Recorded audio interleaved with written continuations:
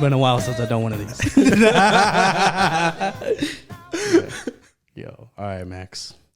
Well, first of all, this is another edition of the Cactus Boys pod where we special edition. We just like fuck around and just do random shit because that's what we do. Anyways, my boy Max here again. You already know him. You should know him. If you don't, you're missing out. It's your loss. So, well, first of all, Max, how you been? I've been good. I've been pretty good. Anything new? Anything new in your life since we last talked? Not really. Are you serious? Yeah. No, Are you sure about that? Yeah. The way. How did you get here, by the way? What? Oh, we're not getting into that. Oh, not so. No, we're not gonna. Yeah, fuck yeah. This is one of those like we just whisper your accomplishments. No one needs to know my personal life. Okay. No one gives a shit. Okay, I mean I do. That's different. Okay, all right. I'm talking about Max has a car. That's what I'm trying to tell everybody. Max has a car now. Okay. Max doesn't take the bus.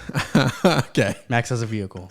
Okay. Sure. Okay. Thank you. It's not leased. All right. Hold on. I take that back. I appreciate that. Appreciate that. Is it leased? Airing my shit out. You act like I put the make, the model, your license plate, your fucking, the VIN number. You act like I'm fucking putting everything out there. Just go the fuck out. We're losing the plot here. Anyways. So the reason why we're here is because recently Creed 3 came out. Yes. And got me thinking, obviously we fuck with the Halloween movies pretty heavy. Yes. And by the way, if you guys haven't checked that out, Halloween review and Halloween ranking on Cactus Boys Pod. The Rocky movies to me are pretty they're pretty important. They hold a lot of weight. And then the Creed movies have been like a pretty good like revelation, I think. Yeah. So I feel like why not just, kind of do the same thing we did with Halloween, just give a little bit of our assessments of the movies. Yeah. Going in, chronological order. So I got two things, and I told you right before recording. Right. First, I actually technically haven't seen all the Rocky movies. I still have like 4 and 5 to watch. Like 5 is like forgivable. 4 is like that's a bitch movie. But I know about it because like it's all over everywhere. Like everyone fucking talks about Rocky 4. Everyone. So like I've seen it pretty much because everyone's always talked about it and giving me breakdowns like beat by beat. I've seen YouTube videos too talking about the movie. So like I've technically seen the movie, but I haven't really sat down and watched the movie. Max. And real quick, the second one that I didn't tell you is that honestly, I am not a Sylvester Stallone fan. Like as a person? As movies. Like I think most of his movies are not that great. And I'm going to break it down kind of like the Rocky movies so far have been pretty good. Surprisingly, I've actually kind of liked them. But I kind of have problems with them and kind of just like his movies just in general. Like I'm talking about like Rambo, Cobra. I'm talking about other movies. The Rocky movies so far are pretty perfect, but there's little cracks of kind of like his overall, like what I have a problem with Sylvester Stallone in general, like as an actor. So for me, it's like I feel like I'm impartial and partially because the movies that made him famous, Rocky movies aside, they were for the time. So for me, it's like I understand like Schwarzenegger as an example. Like, do I think he's a great actor? Fuck no. But do I understand that the Terminator was I big? cried on Terminator 2, so I don't know what you're talking about. Such a bitch, you know that? I am. But the Terminator 3, did you do anything about that? Fuck no. Of course I saw it in theaters too, actually. Yeah, that's a whole other story. Shitty movie, but that's another podcast for another day. I'll talk about that all day. It's fucking ridiculous. Anyways, my thing is like I understand like those movies that made him big, those were like for the times. And so my thing with Stallone is kind of the same situation. I think for the Rocky movies, I don't think it's no coincidence that somebody was able, Michael B. Jordan in this case, somebody was able to continue that legacy and it still holds weight now. It's still relevant now. Yeah. And obviously, I mean, I think that movie just made over $200 million worldwide, which that's pretty damn good. So I think for me, it's like, I understand what you're saying. And I agree that I don't think Stallone is this great actor or anything like that. I just feel like for me, like when it comes to writing, I think he does, even in these movies, as simplistic and as, as bare minimum as they are sometimes, there's some good stories. No, I'm definitely not denying that. And as we go on later in each movie, I kind of have like a whole like kind of theory on like how that whole franchise is about Sylvester Stallone himself. And that's why I think I'm liking them so much, because he always plays the same character in every one of his movies. Oh yeah, just like Schwarzenegger does. I don't know about that. You're gonna tell me Kindergarten Cop and it's completely different from Terminator. Terminator is so different. Yes, very different. Very great acting in one of them. Yeah. You know what? I'll tell you this: Conan the Barbarian and Terminator. Have you seen Twins? Twins is great. With fucking Danny DeVito. Yeah. Oh god, it's great. Junior, Last Action Hero. Movie. Oh, you're wild for saying that. That's a horrible movie. You're wild for saying that. That's great. Fuck that movie. That's a great movie. No, we're not doing that. But either way, so what I'm trying to say is just like Sylvester Stallone, I think he puts a lot of his personality in Rocky. That's why it feels so real, and I think that's why I kind of let it slide, because that story, the Rocky story is Sylvester Stallone. Sylvester Stallone is Rocky, and again, as we kind of go through on each movie, I kind of like have like this theory of like how it's like telling the story of like Sylvester Stallone's career and like where it started and then where it pretty much is right now currently. Well, might as well just start with the first one. Yes. Rocky. That movie for me, so the thing with Rocky, the original, was I feel like number one, like not a lot of people know this, but that movie was based off of a boxer. Yeah. I don't remember what his name was off the top of my head, his real name, but basically he had fought Muhammad Ali, and it was kind of a similar situation where Muhammad Ali was just giving like a chance to this nobody that nobody expected to last.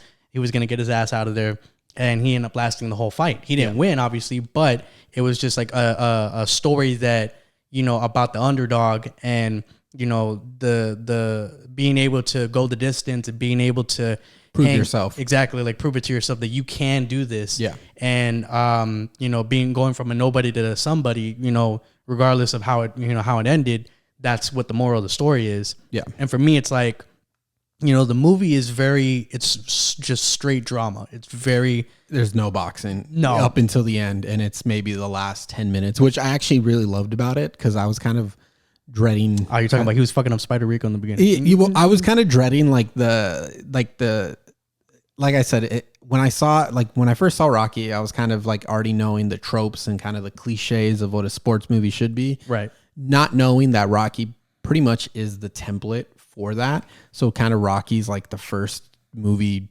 doing that and setting those kind of cliches, setting those templates. So I was kind of more surprised on how serious it was. Yeah. And how not fucking cheesy. I mean, it was kind of cheesy, but it tries to tell a serious story. And I think that's what I really liked about it, honestly. Yeah. And there's a lot of different aspects to it. Like obviously you have the aspect that I just said, where it's like you have a guy that, he starts off as like this like loan shark, and he's a boxer on the side. Yeah. And then obviously like he likes Adrian, which, ends up being the love of his life. And there's like the whole aspect of him falling in love with her. And then obviously you have Paulie, the older brother of Adrian. He's a fucking drunk. I hate Paulie. Asshole, everything. And he somehow, some way, I don't think they ever say how Paulie and Rocky become best friends. I mean, the only reason they're friends is because he ends up like marrying his sister. But the thing is, I think Paulie put his sister on to Rocky in a way. Yeah. That was honestly, watching that was probably the weirder part, when he's like trying to talk to Adrian, and I'm like, dude, you're not even borderline. You are harassing this girl. Yeah, I mean, like you're gonna go to jail. Then she's like so shy and like just timid that like it makes it feel weirder. Yeah, exactly. Yeah. But if you watch the movie, obviously you see how it unfolds. You see that eventually she becomes more comfortable and she breaks out of her shell because of Rocky. Yeah, which is nice. And then you have the Muhammad Ali, which is Apollo Creed. Yeah, and obviously he's basically like the Carl Weathers, great yes. actor. I fucking Chubbs. If you've watched Happy Gilmore, what was his name in Predator? Oh fuck! I literally just had it, and the minute you asked, I fucking forgot. Get out, bitch. Anyways, Carl Weathers never lasted in any movies. Dylan. Yeah, Dylan, you son of a bitch. Yeah, you know what's funny? As like there was I think it was in The Mandalorian. Somebody holds out like because I think Carl Weathers is in there. Yeah, and he is. He holds like a hologram. And it's like, these are all the people that like that he can't like defeat, and it's like it's fucking Drago, it's the crocodile that ate his hand, it's the Predator, the crocodile that ate his hand. That's good. And I fucking just started laughing because like good. If you know the movies, you understand. That's pretty good actually. Yeah, it was good. But anyways, Apollo Creed, obviously he's the heavyweight champion of the world.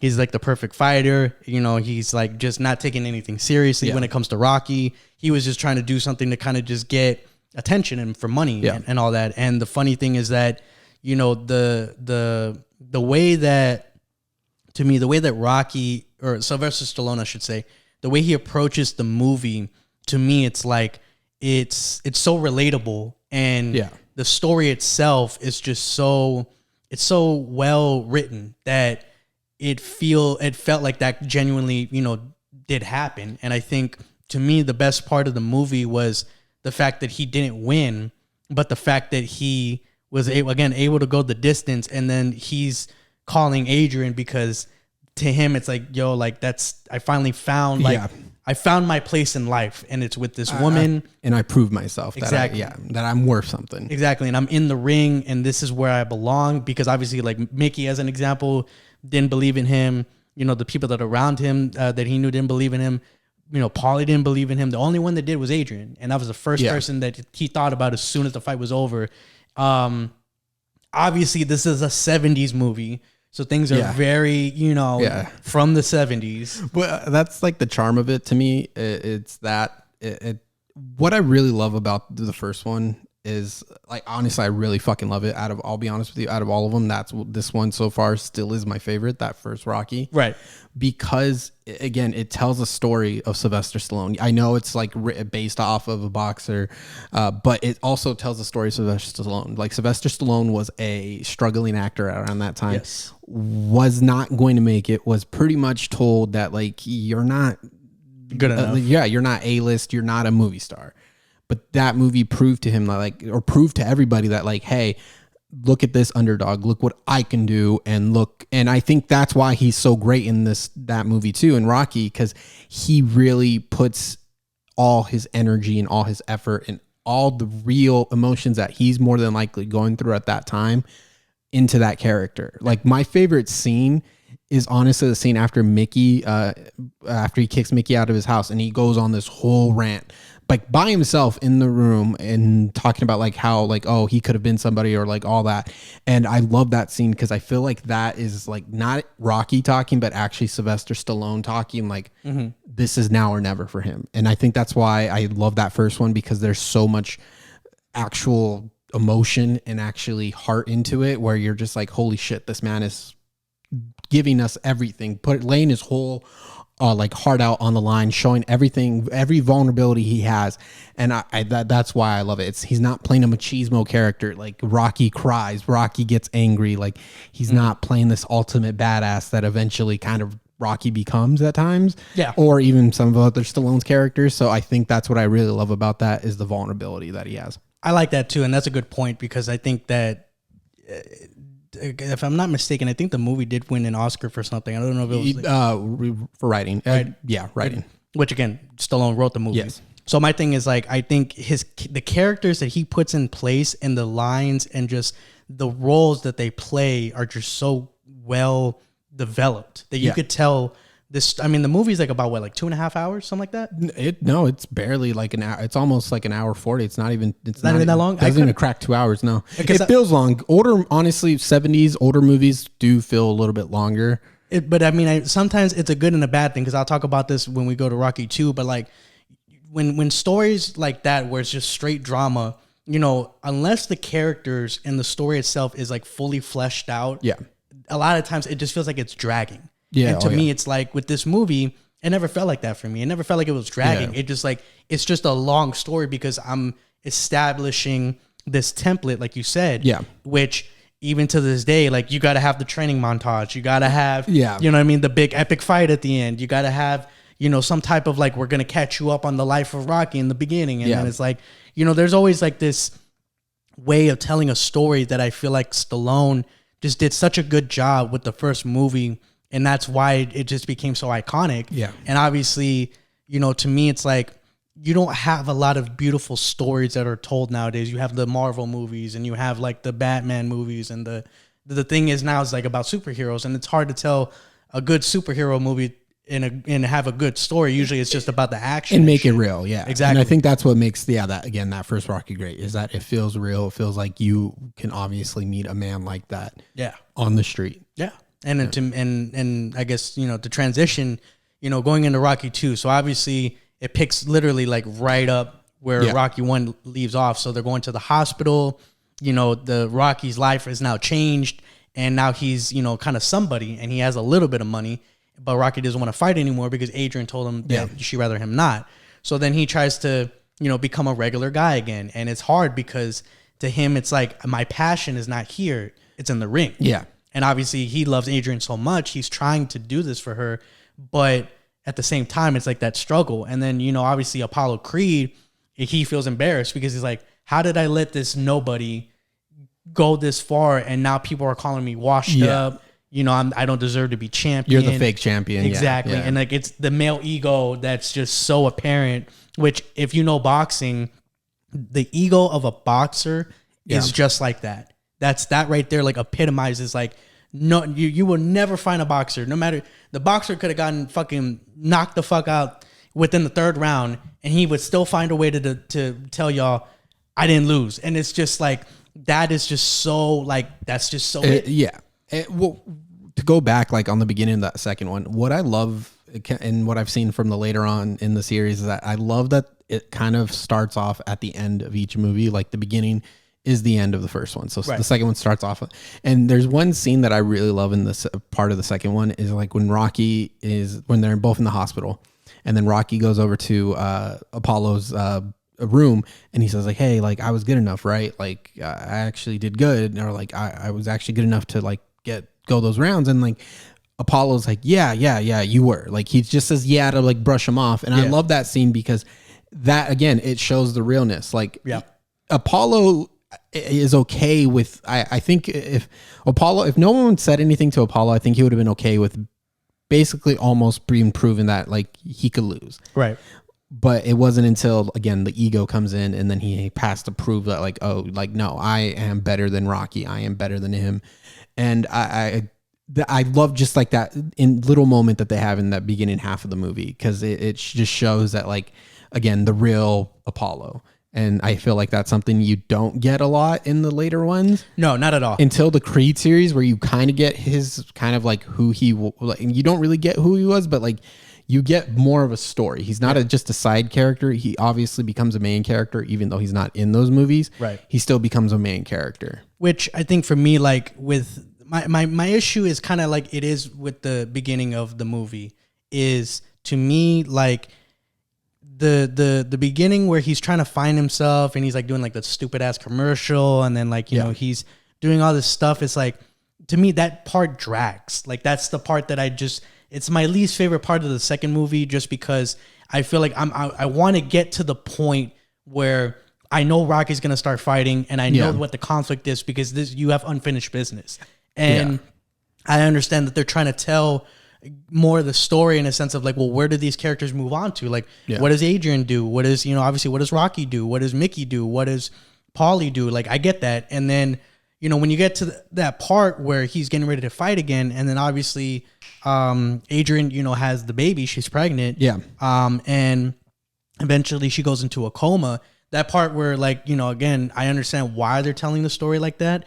But like the whole part where she's, in the coma for days, and like Rocky's there every night, and he's trying to like, that shit drags out too. And it was like, fuck, bro. Like, I mean, like, just, I want to get to it already. Like, you dragged me out enough the first movie. I want to get to shits. Like, I know what's going to happen. Like, you know what I mean? I just kind of find it, like, I'll be honest with you, I kind of like laughed because it's very melodramatic. It comes off very, it just happens out of nowhere.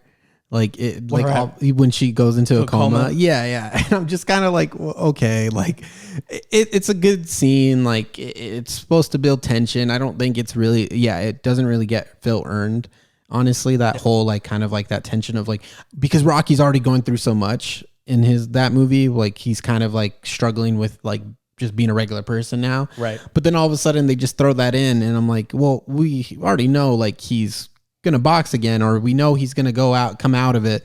Why do you need to add that into there? It's just kind of, I think it just trying to give Talia Shire more to do, and sadly it doesn't give her anything to do. And the whole franchise in general also doesn't give a lot to the women characters.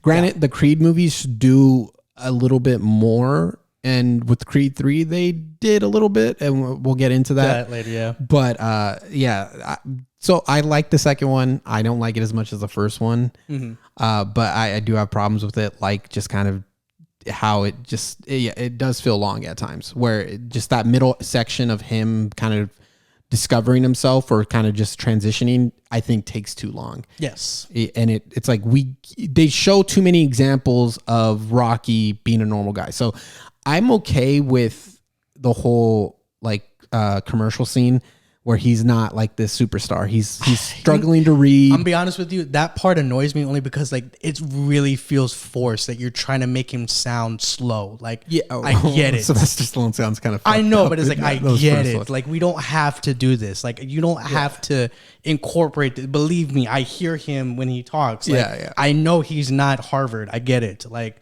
you don't have to do that. You don't have to show that. Well, again, it just, to me, what makes me angry more is that later on in the scene where he's just like taking out like the spit buckets. Yeah. And one of the guys like talk shit to him. Yeah. And I'm like, motherfucker, like, no, he wouldn't, like, no. You wouldn't say that. Yeah, you wouldn't say that. And I think that's what I have a problem with. It's like, you're showing that, but you're not really doing anything with it. Right. And I think that's why I'd rather have that scene be taken out than the actual commercial scene. Cause I like the commercial scene more because it shows that Rocky isn't he's not a star. He's just a regular guy still. Yeah. And I think that's why that's a great scene, because it emphasizes that.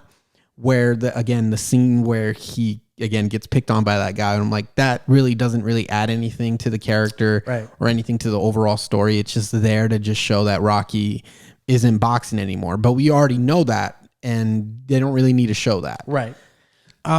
I mean, I agree with that, and I guess because the part is so minuscule, I don't really think about that too much. But that is a good point. I think for me, what really saves the movie, to be honest with you, and in my opinion, it's one of the top 3, if not, I mean, you can argue it's top 2 of the best endings of all the movies.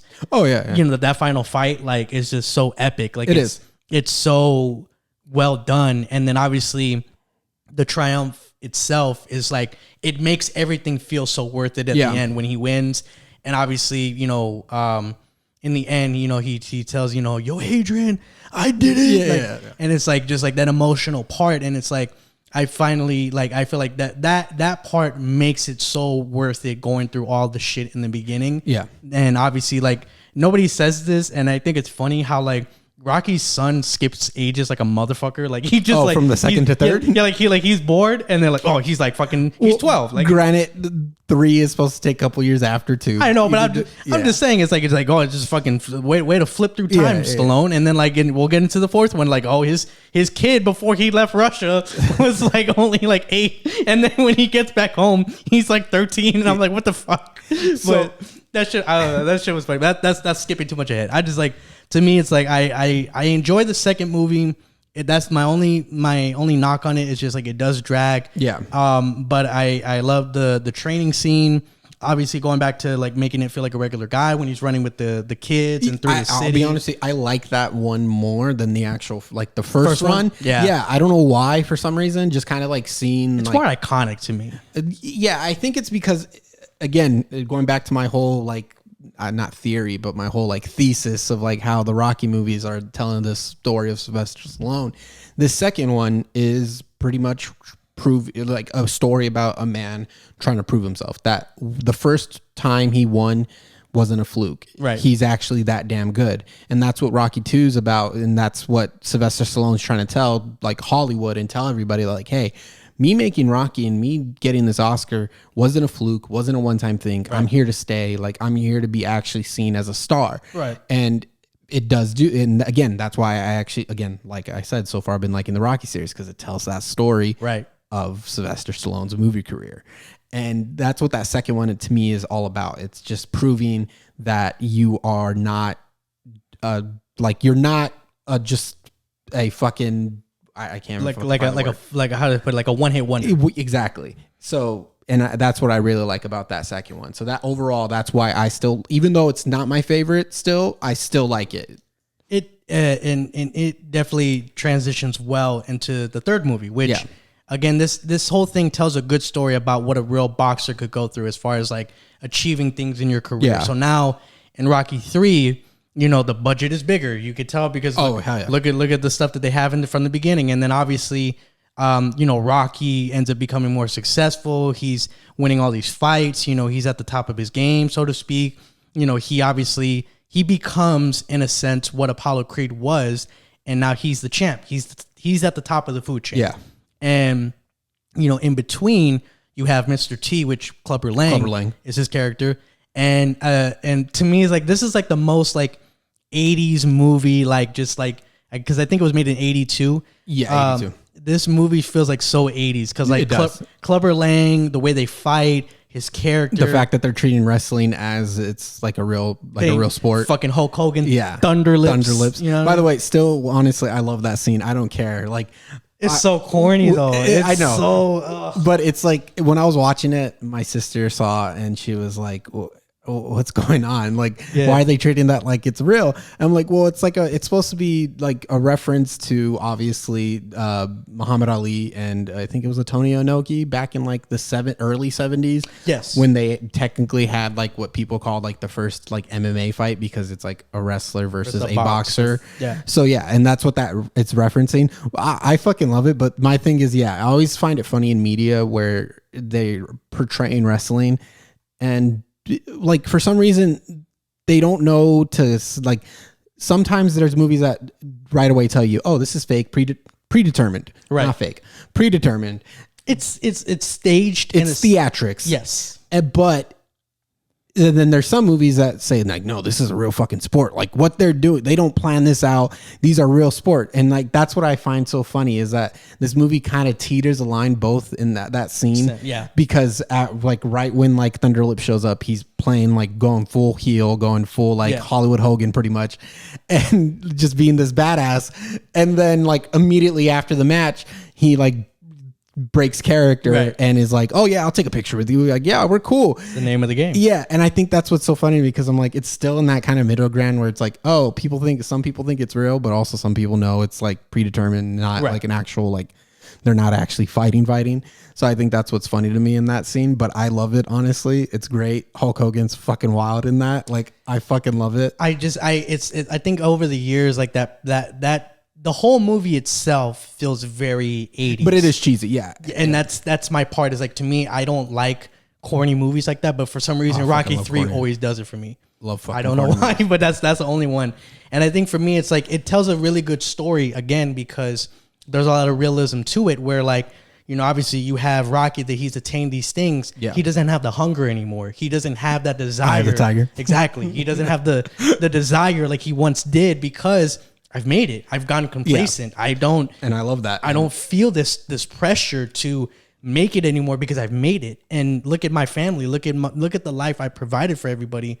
Nobody has to struggle no more. We're good. Goes into my whole like thesis of Stallone. I'll tell you what, Stallone looks way prettier in this movie than he ever has. Speaking proper English. Exactly. All of a sudden he became educated overnight, and you know what I mean? Like, honestly, no, he's not even talking out the side of his fucking mouth. Like he's actually talking like this is the first time I actually understood Stallone. Like this is where Stallone to me sounds like Stallone that like I see now, because those first two movies, motherfucker talking like hey Buckus, what's going on, Buckus? And I'm like, yo, shut the fuck up. But that's why it annoys me the scene in the second movie where it's like, bro, like I get it, I know he's halfway like dumb, I understand. He's halfway dumb. Like I understand, like you don't have to do this. Like I get it. That CTE is real, yeah. Right, like bro, like I just look, we get it. He didn't make it past the 10th grade. Great, whatever. I don't think you made it. I'm just saying, it's like I just don't care. Like like you know what I mean. But my thing in this movie, like, I like the fact that, again, like, it tells that story, and then obviously, you know, he hits rock bottom because, you know, Clubber Lang is the one that he's in the Rocky role. He's Rocky in this movie, and he kicks his fucking ass. And real quick, I don't think they do a good enough job of giving Clubber Lang a character. Well, there's no background story. He's just all of a sudden he just comes in, and I think that's what I kind of don't like about the third one. Yeah. But I think that's what like Creed 3 gets right. Because Creed 3 kind of feels like a remake of like Rocky 3. Yeah. So again, when we'll get into it, I think they do a better job at showing like another, like the other opponent's like story. And this one doesn't. Like all of a sudden, like it's just like one thing. Clubber Lang just shows up and starts talking. And then, by the way, I didn't even know that was the first time like I Pity the Fool was like ever said. I always thought it was like an A-Team thing, but no, like that is where it's from. It's not from like that. Like I was like, how the fuck does that become your cry? It's so quick too that he says it. He's like, he just says like Pity the Fool so quick. And that became a thing. Slogan, yeah. Yeah, that became his whole thing. And that became like everyone says it. And anytime anyone says it, they say it exactly like how Mr. T talks. Well, and that's what's fucking crazy. I'm like, holy shit. Like the 80s was a fucking wild time because like the way things catch on in the 80s is just fucking wild to me. Like there's no internet, there's no social media to like show everyone. But yeah. So the fact that that little thing just caught on everywhere is honestly pretty cool. But also at the same time, I was like, it's not that special, guys. Like Jesus fucking Christ. That's what makes it funny because it's a good thing you brought that up. Me and my sisters always laugh. Like if you really pay attention to what Mr. T says, he's no like, sense. No, it's just like it's just so stupid. Like he's just like when there's like a line where like he's talking about like it's like challenge. You ain't no challenge. Like he just says he just says shit like what do you call it? Like what does he also say? He's like it's like I got a lot of mo for you. I got a lot of mo. It's like he just says shit. He's just saying random shit. Yeah, and it's like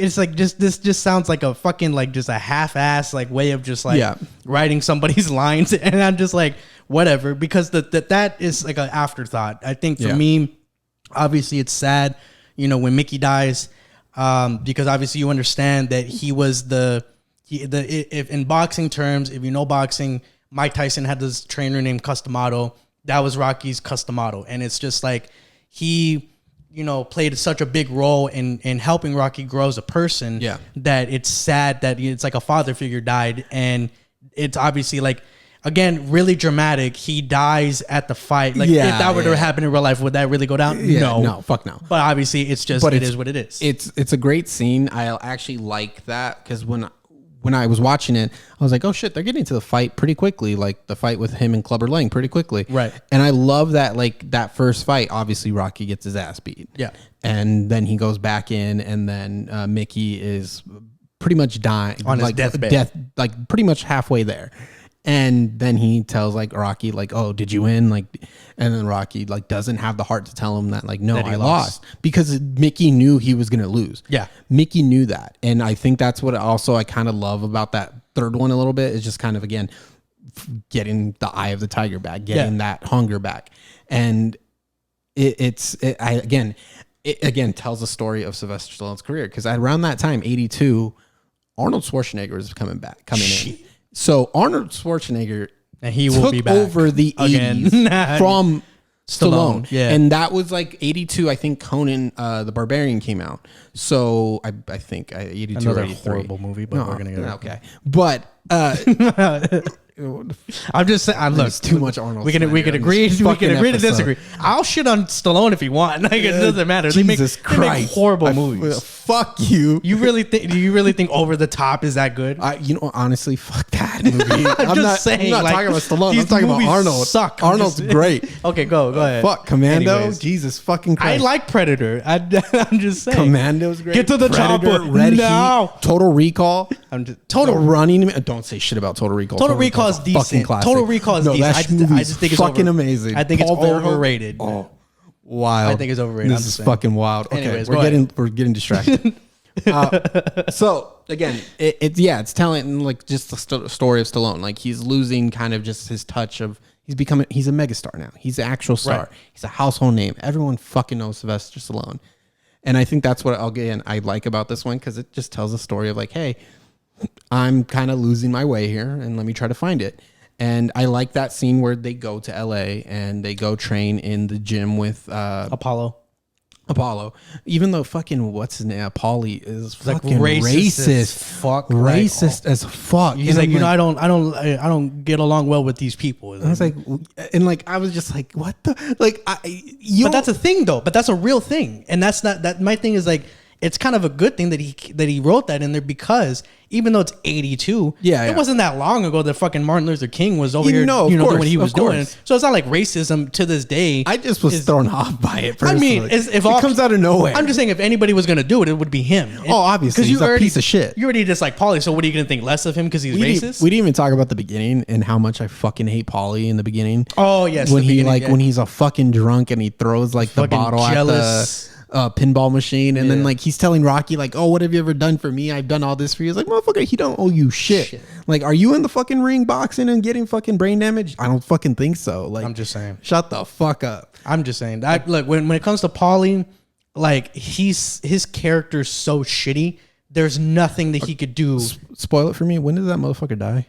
Technically Creed. No, I'm sorry. He's already. They don't show a death, right? He's already like they just say that he's gone in Creed. No, he doesn't die in Creed. The very first Creed movie, I know he's not there anymore. So that's when you know, because he's in Balboa. Is he in Rocky Balboa? Yeah, he is, but he's super old. Burt Young is like super fucking old in that movie. Okay, yeah, because I've seen Rocky Balboa, but that was a long fucking time ago, and I barely remember. We'll get to who really dies and why that part is emotional. But well, real quick before we go on, it took me, by the way, with Mickey, too long to realize that Burgess Meredith was the Penguin in the '60s TV show. It took me way too fucking long to clock that, because every time he was yelling at Rocky since the first one, I was like, this motherfucker sounds familiar. Talking about like the Adam West movies? Yeah, that's fucking. He's the Penguin. Burgess, no shit. Yeah. Damn. And I was like, this motherfucker sounds familiar. Why is he making that? Like, he was making, that face he makes, like when he's yelling, like he's having a stroke or he's taking a shit. And I was like, this motherfucker looks familiar. And then on the third one, when he's yelling at Rocky, because when Rocky's like being like this showboat and like having like film crew and all that, like record his training, he literally like makes a face and he goes like, he does like the Penguin, like that. I swear to God. And I was like, holy shit, it's the fucking Penguin. And like, I was fucking shook. And I was like, it took me way too long to realize that. And I felt like a dumbass, because I actually like that Adam West, like Batmans from the '60s. I don't, but I mean, that's the more you know. Oh no, they're fun. Yeah. Yeah. Oh, well, there's a Snapple fact for you right there, buddy. No, I'm just kidding. So to continue, like you said, Rocky's training with Apollo. He doesn't have it. He's scared now because he just got his fucking ass kicked. And then it goes to that scene where, it keeps telling him like, there is no tomorrow. And then Adrian finally confronts Rocky. Yeah. Which to me, it's like, it furthers her importance to him.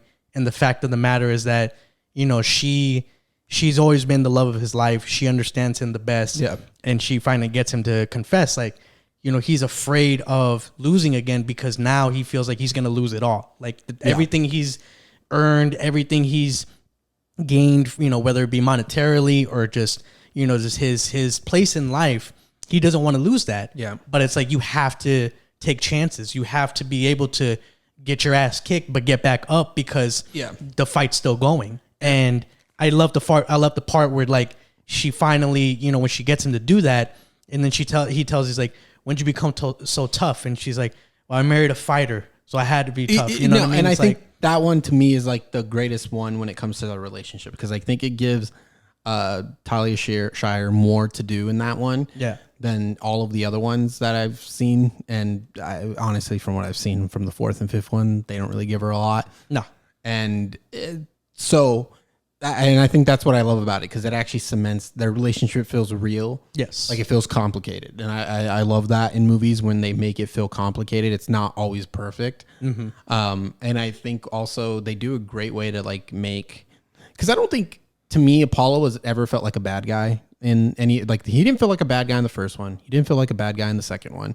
He felt like just someone in the same way as Rocky. The way Rocky is in Rocky 3, that's how Apollo is to me in Rocky 2. He's somebody who's struggling with losing his place and losing his top spot. Mm-hmm. And I think they do a great way to make him like feel like a good guy. Again, even though I didn't think he was a bad guy in the other two. And I love that they build their relationship in that one. And I'm like, if Stallone was planning on killing him off from the third one, or I don't know when he decided to like kill him off, he did it so well because he actually made Apollo again a character, not just kind of like a Muhammad Ali stand-in replacement. he actually made him a character this time and kind of gave him a little bit of story again by showing him at the gym. Like, this is where I train. This is where I came from. Yeah, this is like where I got the eye of the tiger. This is where I got this passion to actually win and go out there, improve myself. So I think that's what I love about it. That whole training montage with them is great. Yeah. That by far is my favorite one, just because it's like, number one, the song. And then number two, it's like, I think for me, like, you could see that he's getting his confidence back. Yeah. When he gets it back, you know, Clubber Lang's going to be fucking. Yeah. You know, I mean, my thing is like, the fight itself is not that great. I think it's one of the weaker fights. It is. But obviously he has to win. And like, again, the corny one line is like, you ain't so bad. You ain't so bad. You ain't nothing. It's like the way the way he's talking shit to him. Yeah. He's like, my mother hits harder than that. Like, it's just like, and then the sound effects of the punches just sound so, you know, just over the top. You know what I mean? Like 80s movie. I don't know. Have you seen Raging Bull? It's been a very long time. De Niro and okay. So that boxing is one of the, like, I still haven't seen boxing actually like in a movie that does it so well as much as that movie, that makes it feel dirty. The way like it's great. And again, that's the only problem I think I have with all the Rocky movies up until maybe the Creed movies, because like now modern filmmaking, they can do a little bit more. The boxing has always been the weakest points for me personally, which I understand, because I think, again, these movies are for their times. Yeah. So obviously, name me one great boxing movie from that time period that really, besides Raging Bull. Well, I mean, they really expanded the art of boxing. You know what I mean? I'm just saying. Raging Bull. I'm just saying that's one in a million. Exactly. You know what I mean? So I'm just saying it's like that's a Scorsese film, so of course. Yeah, but I'm just alone ain't no fucking Scorsese. Definitely not. Jesus. But I mean, like, my thing is like, you know, with the fight, you know, the buildup is so grand because he's like, all right, I got my shit back together, and now I'm gonna fuck you up, which he does. And then my thing is, you know, I like the fact that he returns the favor to Apollo. They have the little cool ending. And, you know, it's a good send-off. And I think that, again, the whole story is pretty well written in a sense of there's you reached the mountain, now you've fallen off, now you got to get your ass back up, which that's an epitome of life, that not everything is going to go your way. And obviously you're going to hit rock bottom at some point, but you're going to need the people around you, Apollo, you know, obviously Adrian, to, you know, bring you back up. And when you do, you can't live with that fear anymore. You have to go for it, because otherwise, you are going to stay there. You are going to be in the rock bottom, whatever that is to you. And to me, it's like, again, it's a good story. It's heavily corny, but I can live with it because I can see past that and really get to the heart of the story itself. No, yeah. So I think, again, you pretty much summed up how I feel also about the third one. So I like that. So like I said, I like it. It's not, again, I'm liking them kind of in order. Like that's kind of like how I'm liking them so far. I don't know about the fourth one yet. I know we're going to get into the fourth one like right now probably. So I'm not going to have a lot to say, but all I will say is that I'm excited to watch it for the first time. And you now want me to explain to you what happens? I mean, again, I already know what happens. So I'm kind of more excited to watch it like in a technical aspect and kind of the directing, everything like that. But I know, again, enough of the story, what happens, the big major plot point. Right. Apollo dies. Yes. So I guess we can just start, Tom. I'll let you start and just start talking about the fourth one. So with Rocky 4, even in Rocky 3, there was a point where he's trying to retire. He's trying to leave the game. Yeah. So on the fourth one, he pretty much does. He's not fighting no more. And then Apollo, again, being the epitome of what a fighter is, and the pride and just him feeling like, I don't want to let go of this thing that I have, that yes, this was your life, but now that you're retired, you need to move on. You need to understand that you can't do this forever. Father Time catches up to everybody, and Apollo just doesn't want to let it go. So he sees the Russian Drago. He's, you know, I think in the pool or some shit, and he sees him training, and he thinks to himself, oh, like, you know what? This is a perfect way for me to get back in the ring, do something. It's an exhibition, blah, blah, blah. But really, it's more personal for Apollo. And you see that in bits and pieces, and you'll see it when you watch the movie. You know, there's times where Rocky and Apollo are just talking, and he tells him, he's like, you know, people don't change. We are who we are, and that's just what it is. We're fighters. Yeah. And it's like, you know, that's not the truth. And the sad part is that the very thing that Apollo can never let go is the thing that kills him. And it's sad because, you know, Rocky, when you watch the scene, Rocky knows that this is not good. This is not, you know, going any at all how they planned. And the Russian, this is the first time to me, even better than Clubber Lang or Apollo for that matter, Rocky or Sylvester Stallone writes an opponent that just seems like the odds are just impossible. Like there's no way you're going to beat this fucking Russian that, first of all, he's taking steroids. Yeah. And then number two, he just looks fucking indestructible and he's strong as fuck. He literally killed a man. And it's just like, it's very overblown. But I think the thing is that, you know, the funny part is like, obviously the whole Cold War aspect of it, where you have Russia against the U.S. and everybody makes a joke about it that Rocky IV is what ended the Cold War and like just little shit like that. But by the way, real quick, so I'm not going to say his name, but we have a mutual friend who literally told me, it's super serious. It's like, hey, Max, did you know that Rocky IV is apparently a propaganda film? And I'm like, I can guess who the friend is. And I was like, I when he told me that, I was like, you mean to fucking tell me you didn't think that a movie about a Russian versus an American in the 80s was a propaganda film? I'm just saying like, that's a fucking propaganda film. There you go. You think Stallone is stupid? It's like, Jesus fucking Christ. He's not stupid. I just say, for me, it's like, it's just always funny that people make those jokes and or like the jokes that they make of that. And you know, obviously, I mean, again, not adding realism to the fight. Rocky, you know, and he gets knocked down like 17 times. He fucking picks up Drago and throws him on the fucking mat like we're doing WWE. Yeah. There's a lot of different things that just aren't real. And I think I think that's where I'm I think I'm not gonna like the fourth one as much as I like the other ones, because the third one is where, to me, it starts off getting a little too like, it starts to lose kind of like what made the other two so special. Right. And I feel like that's what's going to happen in the fourth one and the fifth one. And then Balboa, it kind of comes on track. And then in Creed, it's a whole thing. We get back to it again. Well, the thing with the fourth one is like, and again, if you like corny 80s movies, I think you'll still like it. You'll find aspects of it that you'll enjoy. He dies. I must break you. Yeah. Yeah. I'm just saying, like, that shit is like, again, we got all that shit that we had to deal with. Yeah. But I think to me, it's like what made Rocky IV cool was Drago. Drago, to me, drives the movie. Yeah. Drago is the indestructible, like, you just can't get past this fucker. He's too strong. He's too fast. And he doesn't say shit. He's like in a sense, he's like Myers, where it's like, there's no emotion. It's very blank. Has to bring it back to Halloween. I'm just, hey, look, buddy, look. I got the fucking poster. I ain't avoiding it. It ain't it. The fuck you think this was? Anyways, for me, it's like, it's very just like almost like a Terminator sense. Like, he's indestructible. And, you know, obviously, to me, like, again, it goes back to, you know, the not giving Talia Shire enough credit. You know, there's a part where she doesn't even believe in Rocky. She doesn't want him to fight. She's afraid of him getting hurt. And he has to do it because, in a sense, Rocky feels guilty that he felt like he killed Apollo. And he's basically trying to do it in revenge. But in the end, is it really worth it? No, but you'll see that in the fifth movie. I just think, for me, Rocky IV, you know, I think a lot of people hold on to it because of nostalgia.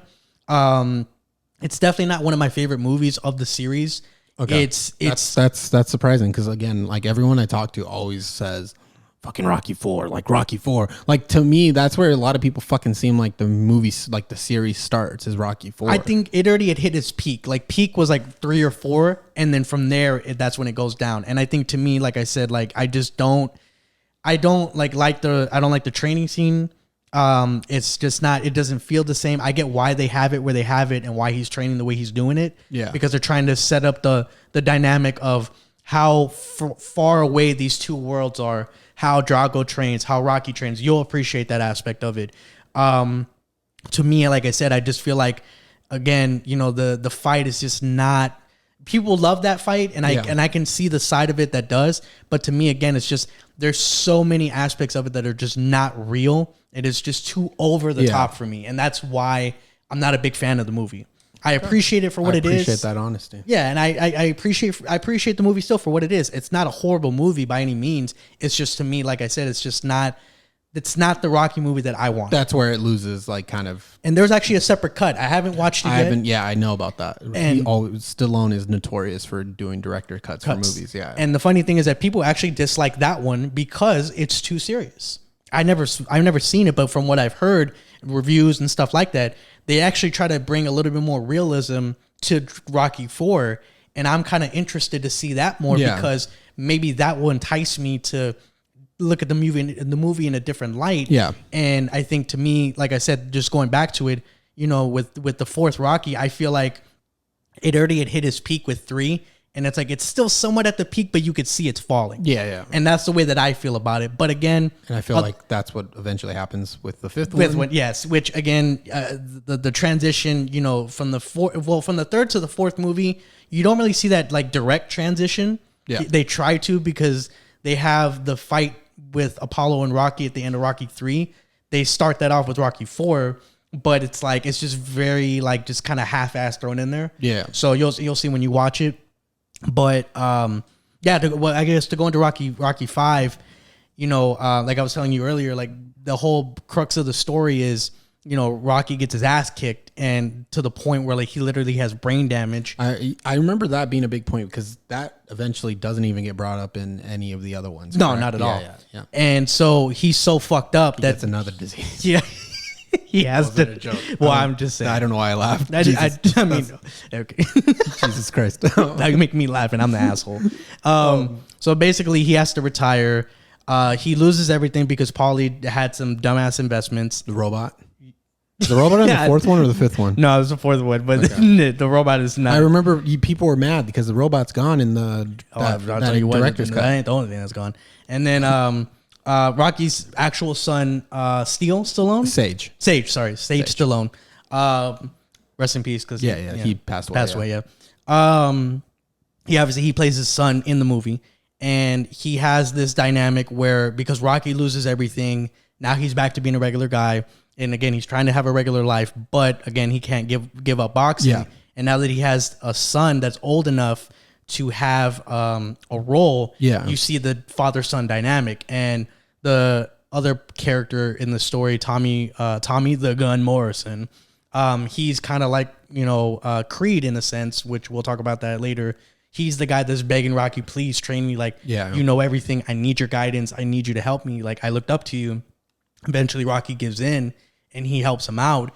And Tommy starts winning fights, and he wins enough that he ends up getting a championship fight. He wins that fight, but he doesn't shout out Rocky. And Rocky was like just so into the fight. He was so living vicariously through Tommy that he's neglecting his own family. Yeah.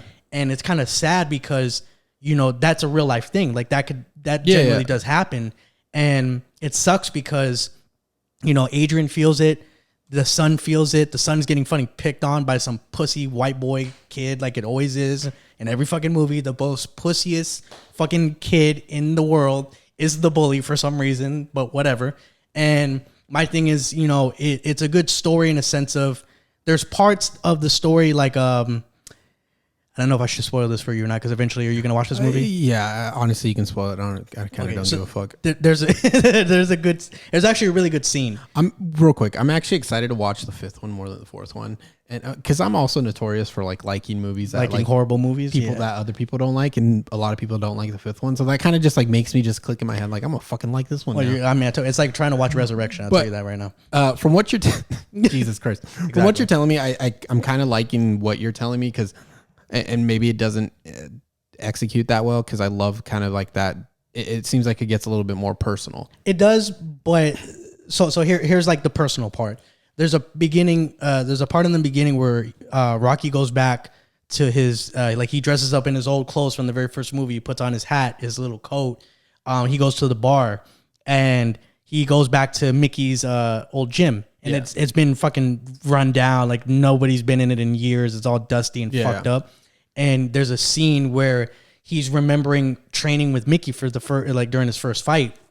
And he tells him, Mickey, and this is like good storytelling again, good writing from Stallone.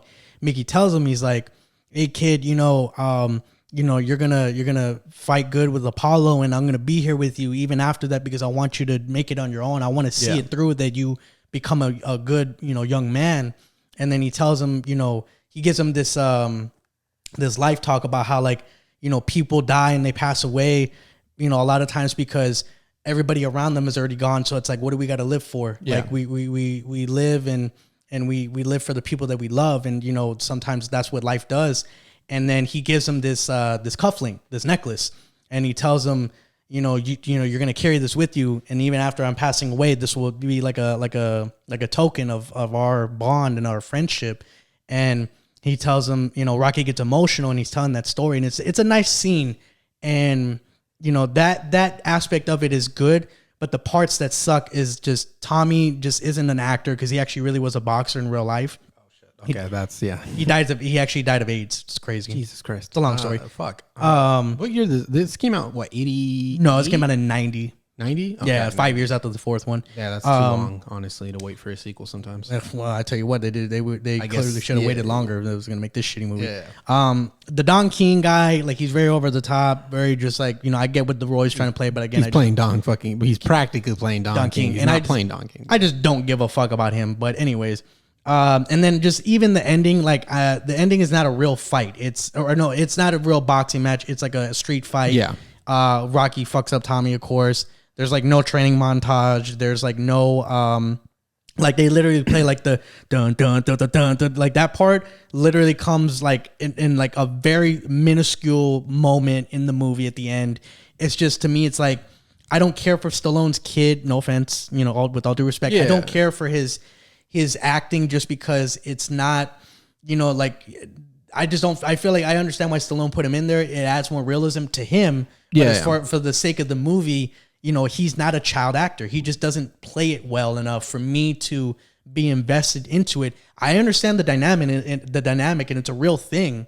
But I just think, for me, like I said, it was just poorly executed. And again, they just didn't give you enough to care about these characters. Yeah. And, even Talia Shire, like, she could have been more involved, but she wasn't.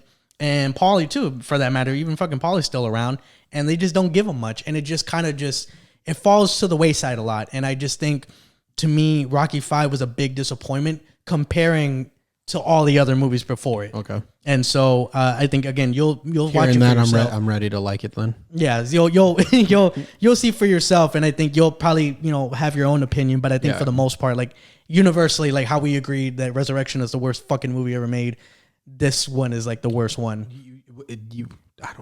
Come on, that's. I mean, you really think Busta Rhymes? But like that's bad. Like you kind of enjoy, like, what you'd rather watch Rocky V than Halloween Resurrection. To an extent. Like, I could tell you this right now. I've only watched Rocky V maybe like 2 or 3 times tops in my life. And some of these other movies I've watched like 20, 30 times. I am ready to like it more than, I'm just saying, every other one now. Just, you could do it just so I could be like, you could piss people off. Yeah, you could do it to stick me, but it ain't gonna work. I'm gonna take a quick break because I got a shit, and then when we come back, All right, bet. No, I'm just kidding. We're just gonna take a break, but we're back in 20. All right, bet. And we're back. And we're back. No, I'm just kidding. You don't have to be dramatic with it. Okay, so where we left off was Balboa. Balboa. Technically Rocky 6, whatever, doesn't matter. Balboa. He had a hard on for like just naming his movies like After him. Or after the like Rambo. Just like that literally came out, I think that like the next year in 2007. You ever notice he has a name with R's? Yeah. Wait. He has a thing with R's? You ever notice that? Rocky, Rambo. What's another name with the R on there? What was his name in Cobra? You remember? Fuck, I don't even know. I haven't seen Cobra in so long. I didn't like it. Look it up. You'll thank me later. Nah, I'm just kidding. Anyways, no. So my I was like, his name's Barney in the Expendables. I know that. Yeah, that movie was expendable. Anyways, so when it comes to Balboa, so we were talking about it a little bit. Yeah, that one is one of my more like fond movies, just because there's a lot more of going back to the basics. Did you watch that in theaters?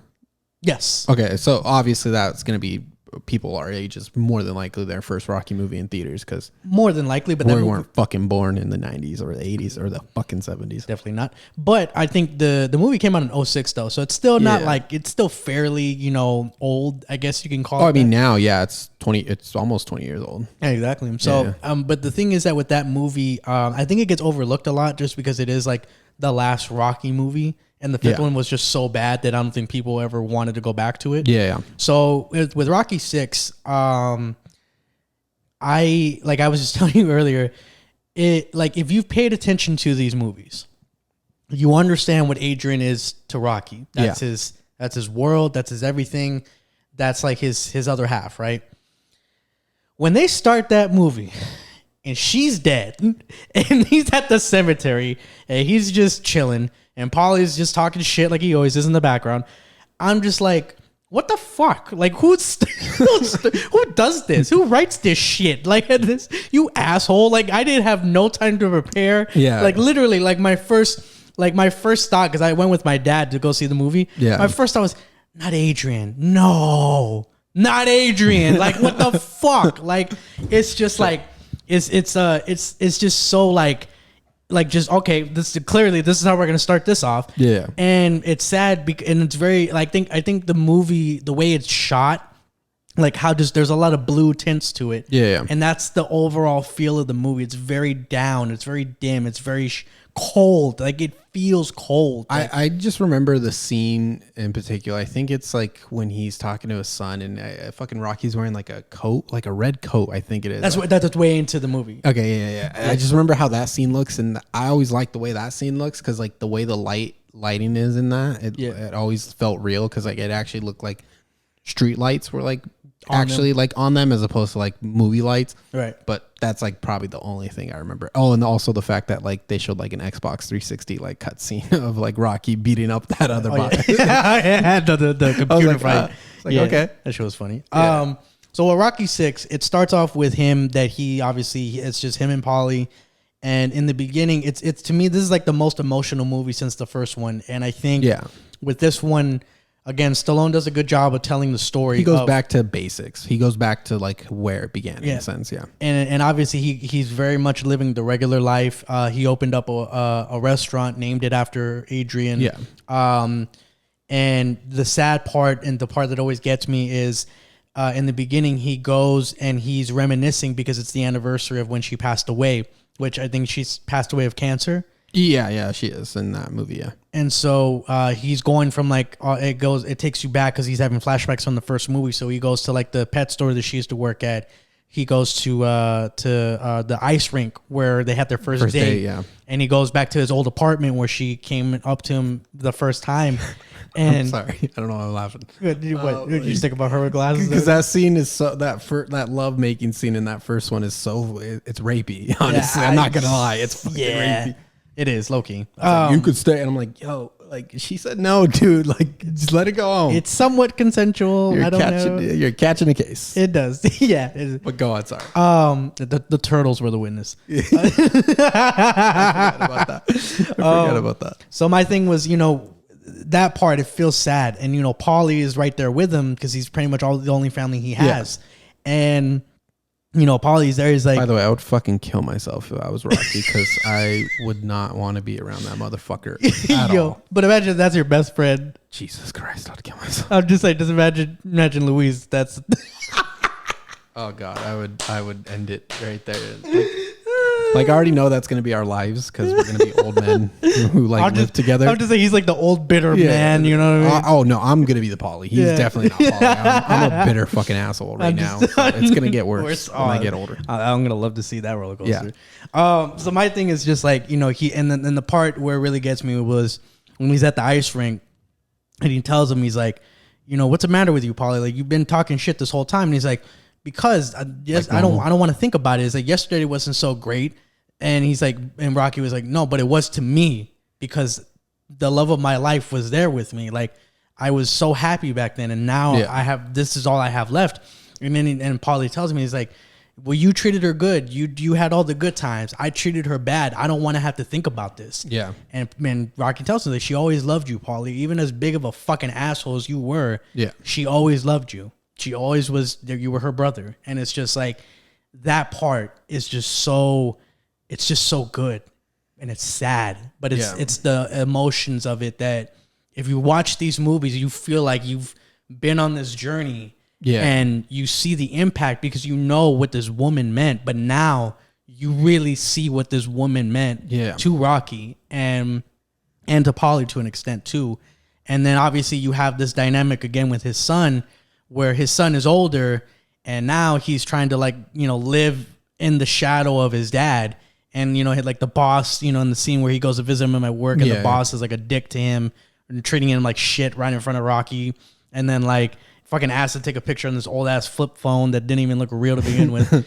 And, you could tell the son, there's just a lot of like resentment. Yeah, resentment. There's a lot of that going on because he's like, because of you, I can't live a normal life. Yeah. And obviously that comes on, that comes to play later on in the movie. And then the antagonist in this movie, his real name is Antonio Tarver. He was a real boxer. He plays Mason the Line Dixon. I don't know why he gets real boxers to play.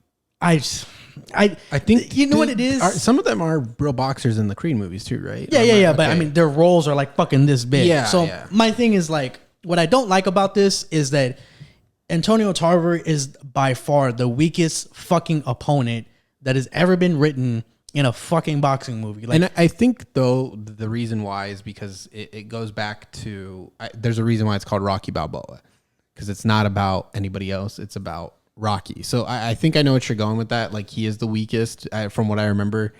And in hindsight, I'm thinking about him like, oh, he's kind of like Apollo in the first one. Apollo's really not in the first one a lot until the last half. Yeah. And I think that's what that is, because it's a story about Rocky. And you're right. But go on, sorry. It's just my problem is that because I see the dynamic of what they were trying to do. My thing is that like in the movie, he's fucking out of shape. He's not even like, he looks fat in the movie. Like, how are you going to be training, doing this stuff? You're supposed to be the heavyweight champ of the world. He's like undefeated. He's looking for opponents. That's how good he is. He's looking for people to fight because he's so good. 60-year-old, or I think he was like 50 something at that time, old man. Bro, I'm just saying, it's like what the fuck? And then my other thing is like, Rocky doesn't win, right? I know. No, he doesn't win. No. Good. It's kind of similar to the first one. He just goes the distance. But my thing is like, with this movie, with this character, it's like Antonio Tarver is not an actor. He does like not have anything interesting about him. And my thing is like, you just pick the worst person and you give him the worst part of the movie. And my thing is that it just really brings the movie down to me. But the other aspect of it is like, I get it. You can't have this Apollo Creed character or this Drago character that looks so indestructible, because how are you going to get people to believe that a 60-year-old man can fight against a guy that's 25 in shape, fuck you up. Literally in the prime of his career. Exactly. Like, I get the part that you have to make it somewhat real. It's just like, it's just so shitty the way that they give this character, even his fucking name, the Mason Dixon, the Line, like that's his nickname, the Line. Like, come on, dog. Like that is so fucking just like half-assed, like not even trying. Clubber Lang is not that great of a name, but fuck, even Clubber Lang. Clubber Lang's a dope name. I'm just saying it's better than this shit. Yeah. Like, this is fucking stupid. Like, Drago is a name. Apollo Creed is a name. This fucking Mason Dixon. Let's face it. All the names are fucking stupid besides maybe Adrian and Paulie and Mickey. Rocky Balboa, not a real fucking name. No, but I mean, it's just like, we really hit rock bottom with this shit. Apollo Creed. Not a real fucking name. May not be, but I tell you what, it's the movie franchise now. Obviously. At least we did something with it. They did. I'm just saying. But yeah, the thing with Rocky 6 is, what I love about it, like I said, is just the emotions aspect. Like, my favorite part, one of my favorite parts, I should say, is he's in the meat factory with Paulie, because that's where he works. He's working now, yeah, I remember. And he goes and he tells him like, hey, I'm about to start training for this fight. And he's like, well, I can't be there. And he's like, and what's his name? Paulie tells him, he's like, you still haven't gotten rid of that stuff in the basement. And he's like, what are you talking about? He's like, that stuff. And what he means is the emotions, the grief that he has because Adrian has passed away. Like, you could see his emotions coming out, and it feels so real, because it's just like, the pain that this man carries with him every day. He goes and sits every day to go, at his wife's cemetery. He brings her flowers. You could tell like this misery that he's been living in is just so real in that moment. And then in other places, like when he has that speech that you were talking about with with his son, where, his son finally goes off on him and he tells him, he's like, don't you think that like this shit is gonna hurt me more than it hurts you, because now I have to fucking deal with being Rocky's son again? And it's like, buddy, like I didn't raise you like this. I raised you to know that the world is what you make it. You can make it if you want to, but it's up to you. All you're doing is making excuses for yourself. You can become your own man and be your own person, but you choose not to. You choose to let people treat you like that, and then you blame me as if I told you to be that way. Yeah. And it's just, obviously he says it in a lot better way than I just did. But that speech is like an iconic moment. Yeah. If you know these movies, or even if you don't, it's like a really well written, just life talk that I think is really nice. I'm excited to rewatch it. Like I said, I haven't seen it since like it came out, and I think I just wasn't really into like sports movies around that time when I was like 10. When that movie came out. I was full in. So yeah, I wasn't really too much into it. Like I said, I wasn't a Stallone guy, so like Stallone movies just kind of like So I didn't really care. So I'm excited to rewatch it, especially now because I'm like, okay, like this one seems like the perfect transition to Creed. Yeah, so I'm excited to rewatch it. If you're honest with yourself, I know you will like this better than you like Rocky 5. Oh, more likely, yeah. No, I love the emotion side of it. I like to be sad in movies, but I know you like to piss me off too. So that's why you'll tell me like, no, Rocky 5 is so much better. Rocky 5, yeah, no. But no, and in Balboa too, like there's a part where he's trying to get his boxing license, which is obviously another real thing. And the thing is that he passes the test with flying colors, but then the board tells him, we denied you because you're just too old. You're old as shit. And which is true. And so like Stallone's not that old, but like in the movie in boxing playing, sense, he's fucking old. And they tell him, he's like, we just can't do it. And then he comes out, and then he comes back into the room, and he's like, I don't understand. Like, people keep telling me no, but I put in the work. I do everything that I'm supposed to, and people just keep denying me. He's like, who are you guys to tell me that I'm too old to do this? If I did everything I was supposed to do, then give me what I deserve, which is the license and the right to fight. And the thing is that, the movie itself has there's a lot of aspects that you can look at it from that make it a good movie. And I think to me, the one, that sticks out to me the most every time I watch it is just the fact that it's almost like in a weird way, it's like a homage to the first movie, where it's about being able to go the distance again. And it's a requel before like that. Yeah, before became that a fucking term. Yeah, exactly. And that's the kind of the cool thing about it, is that it feels so nostalgic, but it's not. And the funny thing is, like, the character of Rocky, if you just see how old he is and how beat up he is over time, it's like, nah, I still got this one last hurrah. I got this one last thing I got to get off my chest, and then I can finally ride off into the sunset. Yeah. And he does. And he doesn't win the fight. He loses. And then the last part, which is always really nice, and I always appreciated it, is he goes back to Adrian's grave, and he puts a flower on there, and he says, yo, Adrian, we did it. And it's just like, it's a nice touch. And to me, it's just like I said, like the whole movie is just really well written again. I just don't like Antonio Tarver being the boxer. It's just very annoying. But other than that, like, the story, the emotions, the dynamics of the characters, like everything is just so good that, again, it's one of my favorites that I like watching from time to time. Nice. And it's definitely higher in my discography. But I know this is what you really wanted to get to. Yeah. I really like these. Well, I like the first one a lot. Okay. Yeah, the first Creed. So I'm definitely gonna let you take the reins on this. Yeah. So if you want to go ahead. Okay. By the way, he has a thing for Michael B. Jordan. Go ahead. I mean, shut the fuck up. No, that's so. He's a good actor. No, he is a good actor. Go ahead, man. So, this is technically my first like Rocky movie in theaters that I saw. I saw 2013 when it came out. I was really excited for it because I fell in love with Ryan Coogler, the director's first movie, Fruitvale Station, which Michael B. Jordan comes out on. Really fucking sad movie. Honestly, it's a tough watch. Yeah, it's a tough watch. That was based on a true story. Yeah. So when I saw this, I immediately fell in love with it because it tells a great. It's a no fucking brainer. Like, it's a no brainer that you can continue this franchise by introducing a character from a previous character. So originally when I heard about the movie, I thought it was going to be like one of the Apollo's kids that you see like in the like second movie. Yeah, running around in the house. Yeah, but it's not. And I was like, oh, so like when they introduced that, I was like, oh, that's pretty fucking cool. It's supposed to be like this. I think that also adds a layer to Apollo, even though he's not there, even though you don't see Apollo whatsoever in this movie, in any of those three movies, it adds a layer of character to him in these, when you rewatch the Rocky movies. And I fell in love with it because of the directing from Ryan Coogler, the music from Ludwig Göransson, who is a producer for mostly all of Childish Gambino's albums, who I fucking love as well. So Childish Gambino's albums are great, and he produces all of them. To the acting, from Michael B. Jordan, Tessa Thompson, Sylvester Stallone in this one.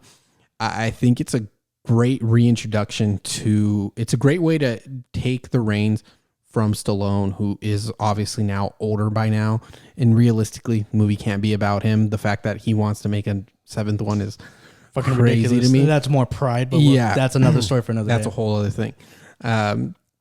So I just fell in love with it because it just feels so real. The little things that this movie does. For again, the music always really good. To me, the music in a movie makes or breaks it sometimes. Because when you watch, and I'll be honest, when you watch sometimes movies about like certain like movies about just like younger people, they always pick the most corniest music to like use. But this one doesn't. Like, it obviously uses like hella Meek Mill throughout the whole. Obviously, it uses Meek Mill and the Philly connection. Yeah, and but it's the way they use the music too is fucking great. There's a track on the album that it's not Last Breath by Future, which is a fucking amazing song, which should have been nominated for an Oscar. So I don't know why that wasn't, because honestly, I don't know if it's because maybe the sampling of the music from the first Rocky, if that's something that the Oscars don't like. I honestly have no fucking clue. Probably just more because it's Future, but. More than like probably, but a track called "Waiting for My Moment." It's with Jhené Aiko, Vince Staples, and Childish Gambino. Mm-hmm. So they play the actual theme, the "Flying High Now" theme, and then like the way Gambino, Jhené sing is great, and then like it changes the beat up a little bit, and then Vince Staples raps, and his rap is great on there, and it always makes me feel like I can fucking take on the world. I fucking love that song. And I think that's why also I love it, because it just takes me back. Every time I hear that album, it takes me back to that certain time in 2013, and I just fucking love it. And again, I'm just honestly going to ramble on this because it tells a great story with Creed, or Adonis Creed, sorry. And I like that it shows a different aspect of kind of the hunger. It's somebody wanting to prove something to themselves, but in a different way. Well, it's like, I can appreciate the part where he wants to make it on his own. His mom doesn't approve of it, obviously, because she understands that the implications that come with this sport. Yeah. Obviously, she feels it the most because that was her husband. Yeah. And so my thing is that I can appreciate the fact that he's a young man, that he wants to make it on his own without the last name carrying him. Exactly. Yeah. And obviously, it's a no-brainer again that who is he going to go to help him out? Rocky. And obviously, Rocky, again, is just living a regular life. Hasn't, his Paulie by this point has passed away. Yeah. So now he's really by himself. Thank God. And so now it's, in a sense, his son isn't there either. He's not dead, but he's just not there. He's not his life anymore. Exactly. And I think it's great the way they introduce just kind of like Rocky's hesitation towards not wanting to really, not because he just doesn't want to just train anybody. He just doesn't want anyone. He understands where that life leads. Yeah. And it's kind of like he doesn't want to do that to anybody else. And I think that's what's great about that first one. Besides the fucking directing, Jesus fucking Christ, the directing of those boxing scenes are great. The fact that Michael B. Jordan took a fucking hit. I don't know if you've ever seen that behind the scenes. Yeah, I've seen where he literally takes a Freddie Ricky Conley. Yeah, he takes a fucking hit literally like a fucking champ and gets up still. I want to get to that. Hold on. So the part that going back to the music, like the Roots, that song, The Fire. Yes. Fucking great song. John Legend. Yeah. Yeah. And to me, it's like that, like, again, like the pockets that they choose to incorporate the music, very well done. It's very up to date. Yeah.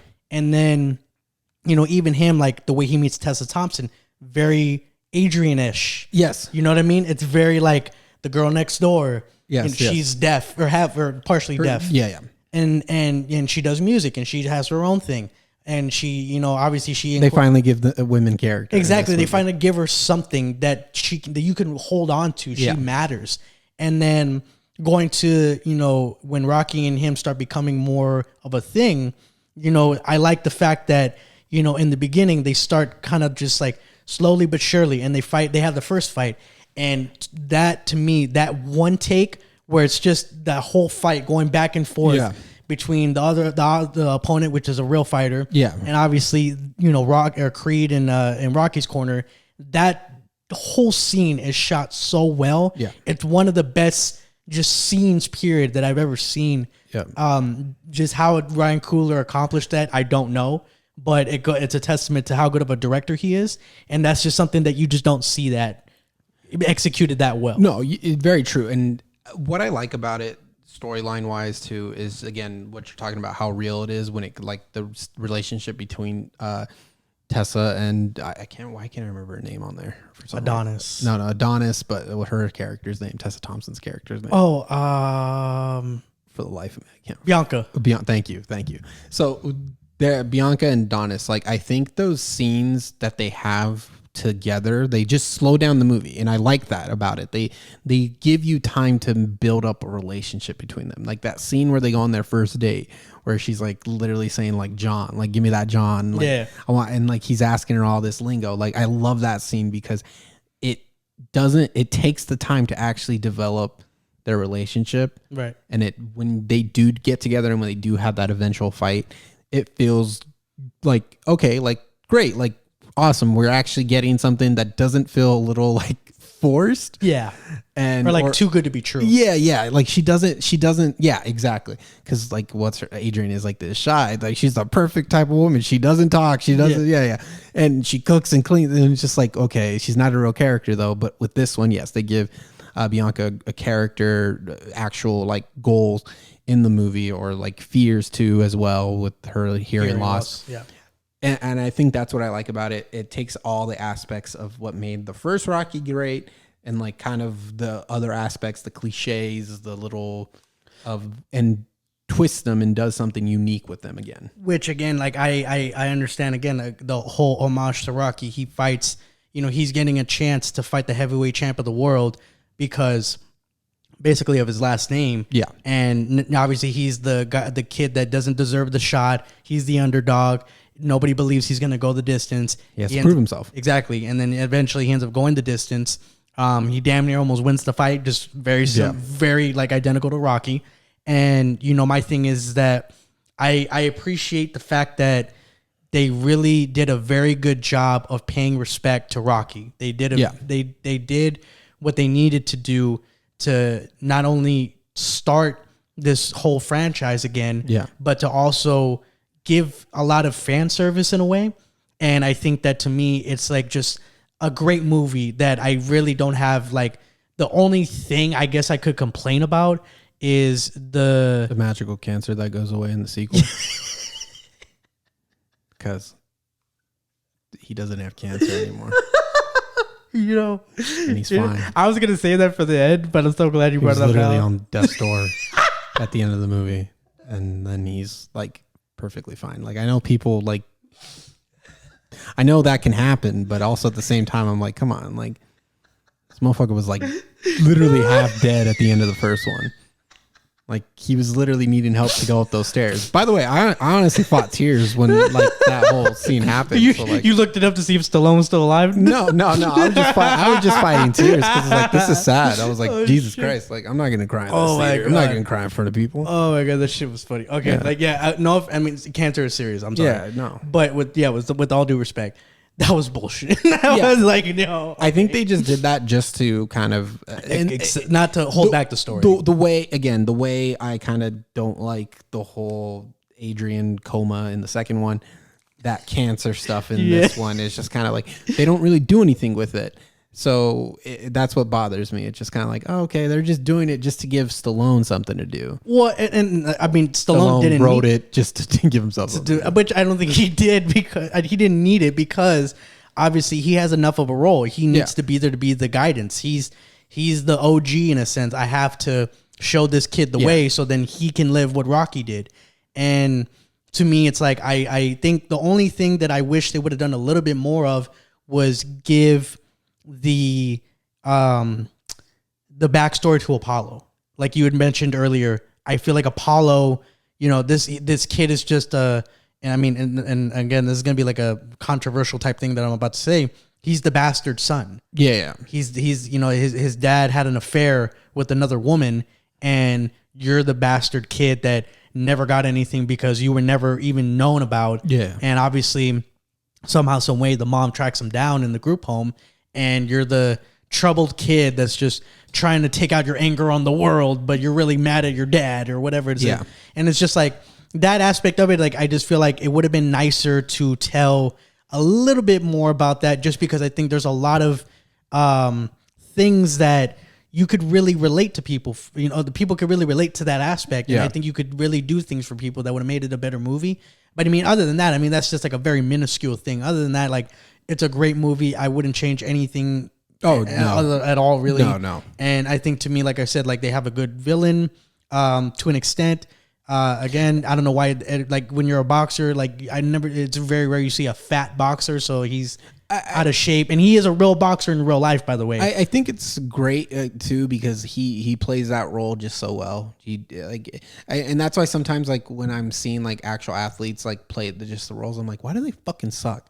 In this, but in here, he's literally just doing what he would be doing, like, for any type of PR, just talking shit, talking out the side of like their mouths, like they always do, just to drum up hype. And he does a great job for it. And I think that again, they realize, okay, it's not really like, no one really is going to give a shit about him. Like, they give him enough story, like he's going to go to prison, whatever. It's about Creed, but it's about Creed. Which I could agree. And I guess it's just me. Is like, you see Michael B. Jordan, he's all cut up. He looks like he's a boxer. And then you have the other guy, and he's actually a boxer in real life, and he does not look like that. And it's just, like I said, like, that's the only thing that somewhat irks me a little bit. But I mean, again, it's just a very minuscule thing. Overall, Creed is a great movie to me. Very, very good story. Again, transitioning into the second Creed, Michael B. Jordan now, he's more established. Andre Ward, which I forgot what his name was. I think his name was Danny Stuntman Wheeler in the first movie, the one the guy that knocks him out. He's fighting him. Not fighting him. I'm sorry. He does fight him in the beginning of the second movie, I think. Right? Yeah, that's how. And he knocks him out. He wins the championship. Now he's like kind of the man. It's very similar to Creed 3 and 4. Like, it's like a mash of the two. I like that too, that they kind of just start like this. Rocky 3 and 4. They mashed that up together to make Creed 2. I like the aspect of that they're just immediately, like, at the beginning, he wins the title. And I like that aspect of it, because it's just like, okay, cool. I like, that's probably my like least favorite aspect about some like sports movies, like the chasing of the title, because like 9 times out of 10, we already know the outcome. They're gonna win. So the fact that they already showed that, like, oh, he's good, he won the title, right? And because obviously the real story is Creed versus Drago. I know you why I know why you said what you said, and I think maybe when you watch Rocky 4, maybe you'll gain a little bit more of an appreciation for Creed 2. To me, I love the story because you have everything. You have the fan service, you have the nostalgia, you have the story coming together, the culmination of like literally like 30 years, and the dynamics of Rocky and Drago's son, Adonis Creed. Drago's son has been fucking groomed from like pure evil, because he's just been, you know, when Drago lost the fight, which, again, adding backstory to the opponents, he lost everything. You don't know that. You Drago just loses and that's it. Well, now you know. The movie ends, Yeah, now you know that Drago literally went from being the fucking leader of the Soviet Union to now he's nobody. He's a fucking dog.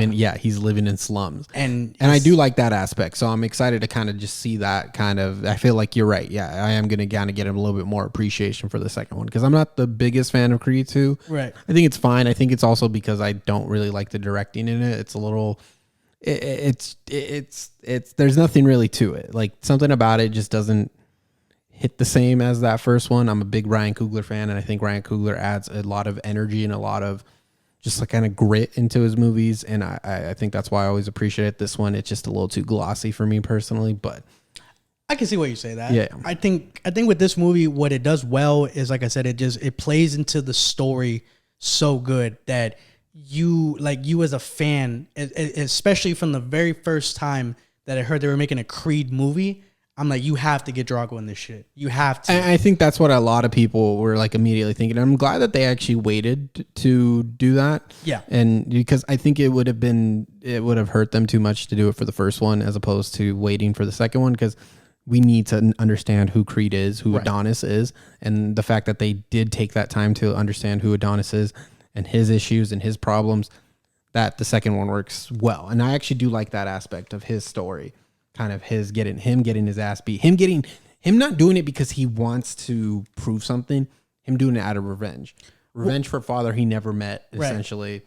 And I like that aspect of it. Well, it's like, him not understanding like the severity of the situation. Like Rocky said, he has like a line in there where he says, that guy broke things in me that have still never been fixed. And the thing is like, you really, obviously Adonis didn't live through that era, obviously, when his dad died, but Rocky did.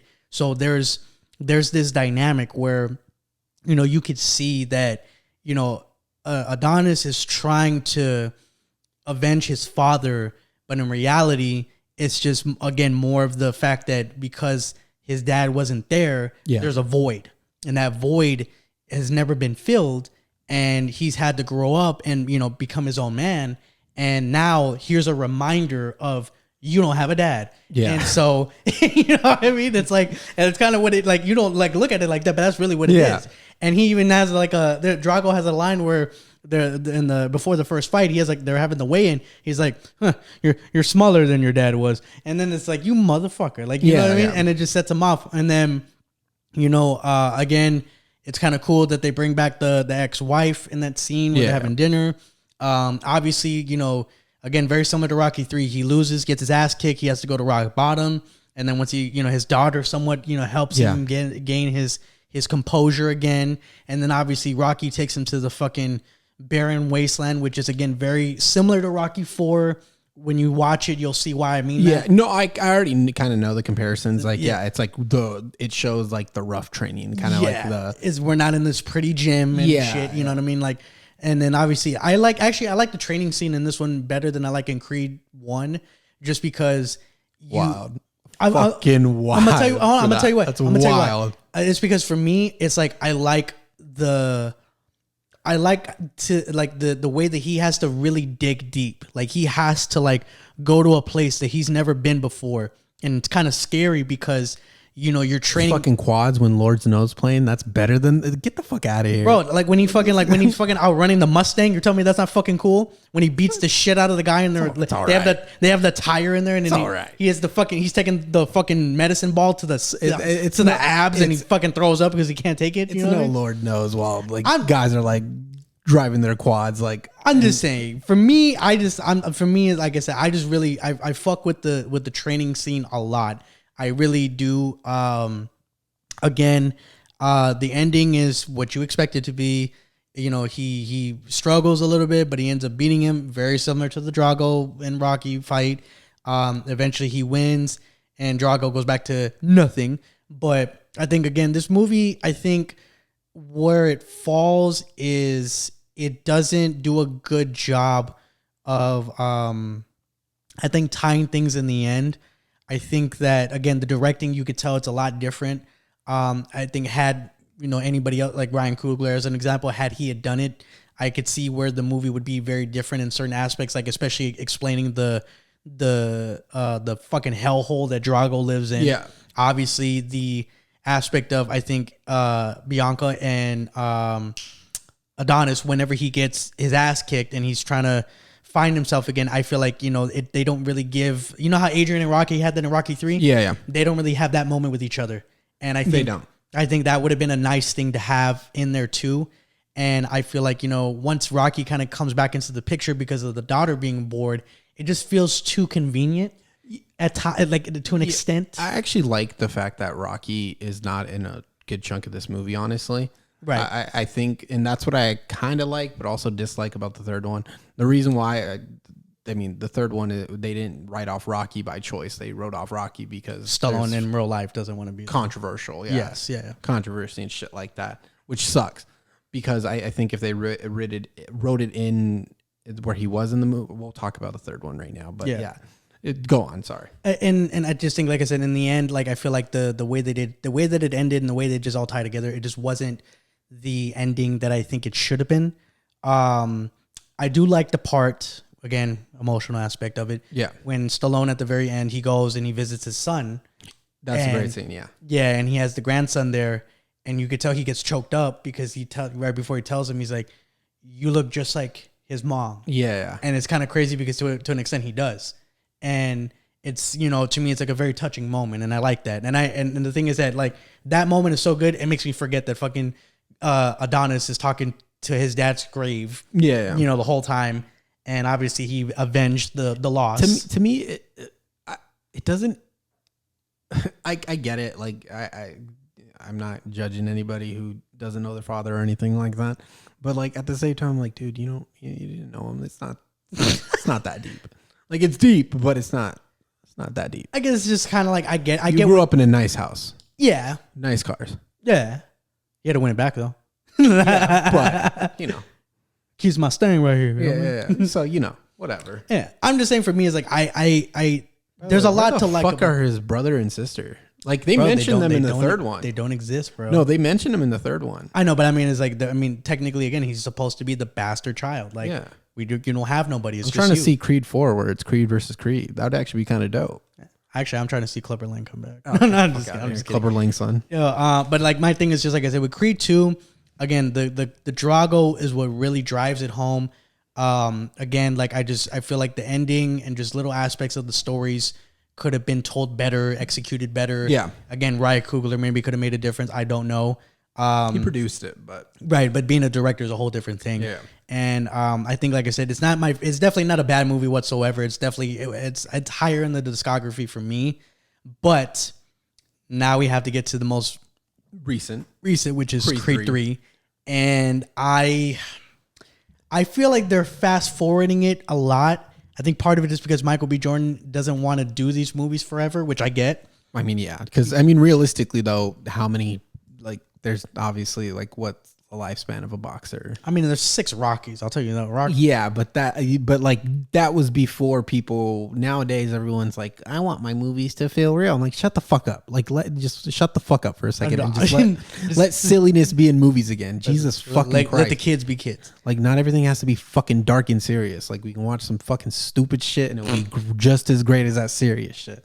Jesus fucking Christ. Sorry. As I'm about to shit on stupid shit, I have a...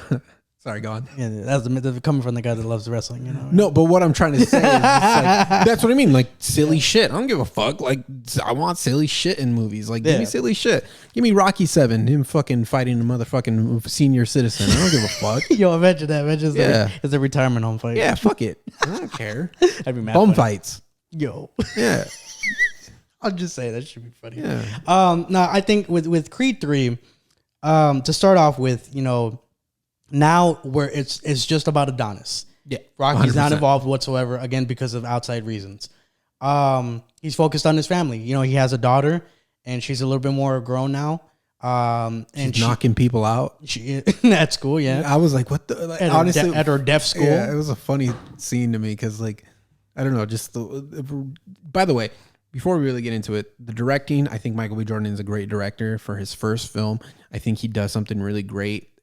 He's obviously inspired by Raging Bull, in particular one scene I feel like we'll get to, the last fight, which I think I was like... And anime like a motherfucker. Yeah, I was so excited to see just something different in a boxing scene that I was like, holy shit, this is great.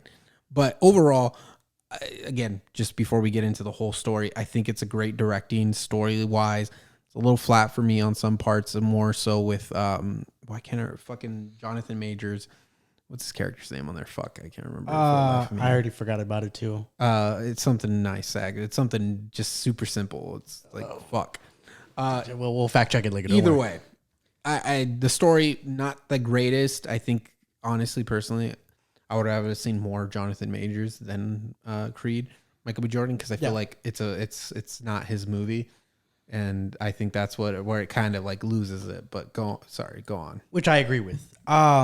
So the movie it gives you a little bit of a background to begin with when Jonathan Majors and Michael B. Jordan are kids. Jonathan Majors' character, he goes and he's actually like the one that's boxing, and something happens where they end up having to get arrested, and Jonathan Majors' character is the one that takes the fall for it. So then fast forward, Adonis Creed has already lived his life. He's Damian Anderson is fucking something dope because his fucking boxing name was dope as fuck. So Damian, obviously he's been in prison this whole time. Yes. Then Michael B. Jordan is like pretty much retired. Yeah. And he's trying to just be like the promoter, and he's trying to just be the father and everything like that, which is great. So when Damian comes back into his life, he obviously remembers right away. He's like, fuck, like, damn, like I screwed this kid over. I there's a lot of guilt I've been carrying with me, and I haven't dealt with it yet, which I feel like it's a theme, like with Adonis's character, like he's like very emotionally immature. Yeah, he is, and I think they need to. If they do another one, they need to move away from that. Like, I think he should be grown now by this time. Yes, and by this point, I kind of hate that machismo shit, and they mention it in the movie where Tessa Thompson, she says like, I'm not like he says like, I don't want therapy and all that. He's like, I don't want to be like, you're not my therapist and all that. And I'm like, okay, like. Okay. Which again, I get what they're trying to do. They're trying to play into the boxer's mindset, but again. Yeah. That's you could separate that. I don't think you have to tell the story like that. But again, going back to it, he kind of basically reintroduces him into his life. And Jonathan or Damian's character, he plays his role so well in the beginning because you really believe that he's just like a genuinely like nice guy trying to just make up for old times, and who better to go to than him. And then eventually you see he just played him for a sucker. Yeah. And now I'm using you to get back what you technically took from me. And I like the fact that, again, they give Tessa Thompson's character more to chew on than Adrian ever did. Yeah. And she plays a big role in raising their daughter, him dealing with his problems, him being able to be vulnerable and open up again. And then the part that I just really don't like, and I just don't get why they did it this way, is the mother she has like a stroke. That's what they say. Off screen, yeah. Yeah, and they just like introduce it in that way. It's like, oh, she's going to fucking die. The minute they say that, I'm just like, oh, she's dying. But I'm just saying, it's like they introduce it that way, and it's like, oh, like, okay, we're telling you this for a reason. It's going to matter at some point. And then when she dies, it's just very like, okay, a sad moment. She's talking to Adonis. She's passing away. She's like, the sad part is when she's talking to him. She calls him Apollo. Yeah, and she's like, Apollo, why did you leave me? Yeah, I fought tears in that too. Yeah, right, I was like, damn, that's tough. And then it's like, I was by myself, so I was like, fuck it, no one's here. I'm gonna drop a tear. Dropped a tear. He's like, and then it's like, and then the thing is that so it's so emotional, right? And then right after, it's like we just like, okay, they buried her, and then that's it. We're over it in 10 minutes. Yeah, we're already in the third act, and we're already at the last fight. You know what it needed, and even though like I said, I like the second one that it doesn't have too much Rocky, but this one just needed just a little speech. Could have been over the phone, could have been over FaceTime. We just needed a little Rocky touch. Stallone would never do that. I think Rocky adds a little ground. He grounds it. That character grounds the movies. Yeah. Where, again, because this one, again, it is showing that like how far Creed has gone now. He's living in LA, has a nice fucking house, can afford the great school for his kids, all that. And I think the stakes don't feel as much as the other two. Well, it's definitely more personal. And I think the thing is that with this story, it's just like when you give characters and especially I understand Michael B. Jordan, it's his first time directing. To me, it's like when you give characters that matter from the beginning, you have to, in a sense, make them matter. You have to give me a reason as to why I should care. And with his mom, you know, she's played a role. She not necessarily has been like a predominant figure, but she's important enough. She's in the fucking movie. And then on top of that, it's like, to me, like the way that it's just so unrealistic that like your mother just died and you obviously are going through it. And there's a little bit of a resentment part where she hid the letters that Damien was writing to Michael B. Jordan. Adonis. Because he was in prison and he thought that, you know, this is my only friend, and he understood why I was in prison, and she just always felt that he was just a bad influence on him, which I understand that's a real thing. Yeah. But like, to me, it's just like, we were just over it in 5 minutes. And it's just like, that's just so like look at the impact of Apollo. We started a whole fucking franchise, and that's the impact of him dying. Look at Mickey dying. Like those characters, when they die, like there's a lasting effect. Yeah, it should mean something more than just a quick 5 minutes. You know, like a, oh my God, like a, what a tearjerker. Like, no, it's more than that. It's an emotional. It's like you lose your mother. Like, we're not talking about losing a girlfriend or losing like a fucking aunt or something. Like you lost literally like your only family that you have left. That's not your wife or your kid. So it's like, you know what I mean? It's like, I just felt like they just really undersold that whole aspect. Yeah, they did. And I think that's what I don't like about it. It's just like it's a little predictable, and it doesn't really feel earned that she dies. And I'm just like, okay, like of course they're gonna make her die. Like, but what's the point? Like, why make her die? Like, it doesn't add anything to the story. I think the story would have been fine if she was still alive. But the reason why you say that, and I think it. Sorry, go ahead. I'm sorry. It would be better too to keep her alive, because it gives her a story to help mend the Damien and Adonis's conflict, right? Of Damien feeling abandoned by Adonis. I think if they kept her alive, and like, who knows, like they had her say sorry to Damien that she shouldn't have done it, and that wasn't right of her, or something like that. Right. I think that would have worked better, because the fact that she dies, it's just kind of like, again, it's just like, it really doesn't do anything. Like that's not his goal in the movie, is to avenge his mom, or his goal to it doesn't do anything to the story between him, the main story between him and Damien. I think for me, what would have been a better way to do it is kind of in a way, like, you know how like Mickey started having the heart problems at the Thunder Lips fight. Yeah. It would have been a thing, or would have been more, I guess, like, it would have been a better story if somehow, some way, Damien, you know, like in a non on purpose way, was the reason why his mom died. Yeah. Because then it's kind of like, now I have a reason to really fuck you up. Yeah. My mom died, whether it was indirect or direct, you know, it doesn't matter. My mom died because of something that you did. And he could have felt that personally, because obviously she was the reason why they weren't talking. So this whole time Damien thinks that, you know, Adonis just forgot about him. No, my mom was the reason why we didn't speak for all this time, and you grown this resentment towards me and this envy.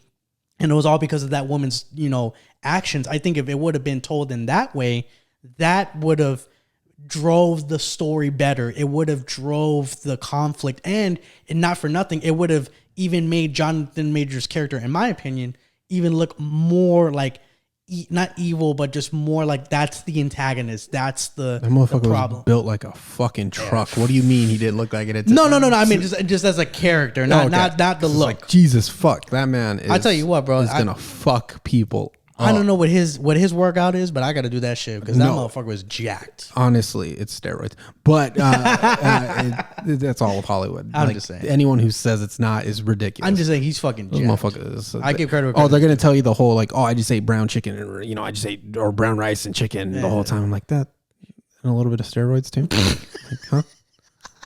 Hey, look! The camera adds 10 pounds. Just a little bit. No, but either way, not taking anything away from him, because he looks like a fucking monster in that movie. And Jesus Christ! But going back to that, I 100% agree. I kind of agree, because I think I like that they don't make him 100% a bad guy. Jonathan or Damien. Yeah. They at the end they kind of like make up, and I like that aspect of it. So I'm kind of excited to see if maybe Jonathan Majors comes back if they do make a fourth one. If he comes back, I know he's older and technically like boxers aren't like, they mentioned that a lot, that like, yeah, he's old. Yeah. But before I forget, that last fight scene between them two is fucking great when they are boxing and it turns into a cell or it turns into the couch that they were, or the bed that they were punching. I love that. And that reminded me so much of Raging Bull. It's just playing with the ring. Like in Raging Bull, Martin Scorsese makes the ring 10 times bigger to make to make it look grander. Right. And I love that aspect of this one because it's just like, holy shit, like they're doing something creative with the boxing, an actual boxing match. Like every other boxing movie ever made just makes the boxing matches the same. Yeah. The same. Like anything other boxing match, you've seen a boxing movie, you've seen them all. Super, like superficial. Yeah. You've seen them all. But so this one, I appreciate that it does something different. It does, again, they take those anime influences, like when he gets punched in the stomach. Yeah. And you literally just see like every piece of like every little bit of that like sweat, like just escape his body. Yeah. And I love that. So I'm excited to see more Michael B. Jordan if he's going to be directing any more. Just get him away from any Marvel movies. Like, just have him actually direct like big action movies. Like I can see him making an action movie. Yeah. And that would be fucking dope. Also get Ryan Coogler out of those Marvel movies too. He's a great director. If you can't tell how Max feels about a certain movie. He needs to stop directing these Marvel movies because he's better than that. But overall, I think it's a great way to like just continue. I don't hate it. I just don't really like it. There's things that I just wish, and maybe it is because they're missing Stallone's touch. Maybe just add something to it personally. I don't see. This is the thing. There's gonna come a day where you know, and there's gonna come a day where you can't make like Rocky cannot come out in these movies anymore. Stallone is gonna go away. Rocky's never gonna make another movie again. No, right. It's not gonna be another Rocky. Yeah. But what I'm saying is like eventually there's gonna come a point where like if you really want to make these be its own thing, you cannot lean on Stallone as a crutch. Yeah. No, of course. And I think that's why I like it, but also dislike it because again, there's something missing in this movie, and I think it is Stallone. Like I said, just a little speech, something there. And trust me, I feel you. I get what you're saying. I just think to me, it's like I feel like let's just say if the whole controversy wasn't really happening, could he have a role in it? Sure, he could. But I just think to me, it's like, what role would he play? I really don't know because I think to me, it's like, you know, I feel like. With Michael B. Jordan, I get that maybe in a weird way it was perfect timing that this happened. Yeah. Because I do feel him that he wants to make this his thing, and you can't always rely on your parents. Like in a way, it's like you can't rely on the parent to always walk you through everything. You got to move out. You got to do your own thing. You got to become your own man. And this is what it is. And I appreciate them not disrespecting Stallone. Not doing a disservice to Rocky because they very well could have. And I know Michael B. Jordan and him don't really have the beef, but the point is that the people that made these movies had enough respect that they didn't do that. Yeah. Which would have been a big turnoff for me. But I think to me, like I said, I just feel like there's just certain aspects of the story like just aren't real. And like the way that he gets the championship fight, I think to me is like in real life that would never fucking happen. They truncate the first one. Like they just make it. That would never happen. Yeah. It just wouldn't happen. And to me, it's like, I get it. These movies are not real, but you try to make them real. You go out of your way to make this real. Yeah. So to me, it's like, if you're going to do it, don't half-ass it or don't just like take shortcuts in certain parts. Like do it all the way. And to me, again, like, I just feel like in the end, like that's my biggest gripe with the movie is just, it's just not fully executed. And I can see why it wasn't, because it's Michael B. Jordan's first direct movie, like the movie being a director, but it doesn't take away from the fact that there were faults. And I hope that he learns from this if he decides to direct the fourth movie. But for me, again, Jonathan Majors by far is the best part of the movie. He's a very good villain. He plays his role very well. Motherfucker for Nothing, again, is jacked. No, he's a great actor. Every movie I've seen him in, he's been a standout. From The Five Bloods to The Last Black Man in San Francisco, he kills it. So yeah, I'm excited to see more of if that character comes along. Hopefully, I honestly, personally, I think they should stop the Creed movies after. If they do a fourth one, they should stop them. It should be the last one. Which I think Michael B. Jordan already alluded to, but I think he's going to try to do other things on the side to like make more money from it. But my overall, like I said, the Creed 3 is not a bad movie. It's not like Rocky 5. No, it's not bad. But it's not really good either. It's okay. It's not bad. It's not 100% good. It's okay. And I think that's the worst thing a movie can be sometimes is just okay. Yeah, and it's just like I'd rather have one or the other. Either it's fucking horrible and I don't like it, or it's really fucking good and I love it. Because guess what? We talk about either one. Exactly. When it's fucking great, we fucking talk about it every day. When it's fucking horrible, we talk about it every fucking day. But in a way, like those are the worst movies. The worst movies are the ones that you don't just, really have an opinion on. Yeah, you're just like, like I liked it. It's so forgetful. Yeah. And that's the thing is it sucks because the first two movies to me, I know you're not a super fan of the second one. I still think the first two are so much more better than this one. Oh no, of course. I will agree with that 100%. And I hope that, like I said, the somehow, some way, Stallone and them can get over this bullshit and they can get past it. I want Rocky versus Creed. This motherfucker. This is never gonna happen. You already got it in the first two movies. That's it. No, I want Rocky versus Creed. No, Balboa versus Adonis. Go watch Rocky 1 and 2, buddy. That's Rocky versus Adonis. That's as close as you're gonna get. And my thing is like I hope that somehow, some way, when they fix that issue, if they fix it, they can give Rocky just a little something. No, wait, Balboa's grandson versus Creed's daughter. I just look. It's not like. No, I want that. It's not. It's gonna happen. I'm putting that out in the fucking universe. Yeah. All right, Max. Look, this. I promise you, this. Nobody's gonna agree with you. No, then fuck it. Throw Drago and make it like a triple threat. Like Drago had another kid, or like Drago's son had a daughter or son. I don't know. Who cares? And I'd rather have the Clubber Lang story than if that's the case. Fuck it. I'd rather have Clubber Lang have a son or something or a cousin. And no, we got off track. I know, but I hope in the next one they don't do any type of familial connection with like a previous character. I like that this one did its own thing. Gave more Adonis character again. This time gave him character outside of Rocky and outside of his father. Well, I just wonder where they're gonna go with it because I think what they're gonna have to do to make this movie matter. They're gonna have to raise the stakes, and what I mean by that is that raise Apollo Creed from the dead. Creed versus Creed. Father versus son. He never died. Yo, this is a Cactus Boy spot, bitch. We just onto something. He never died.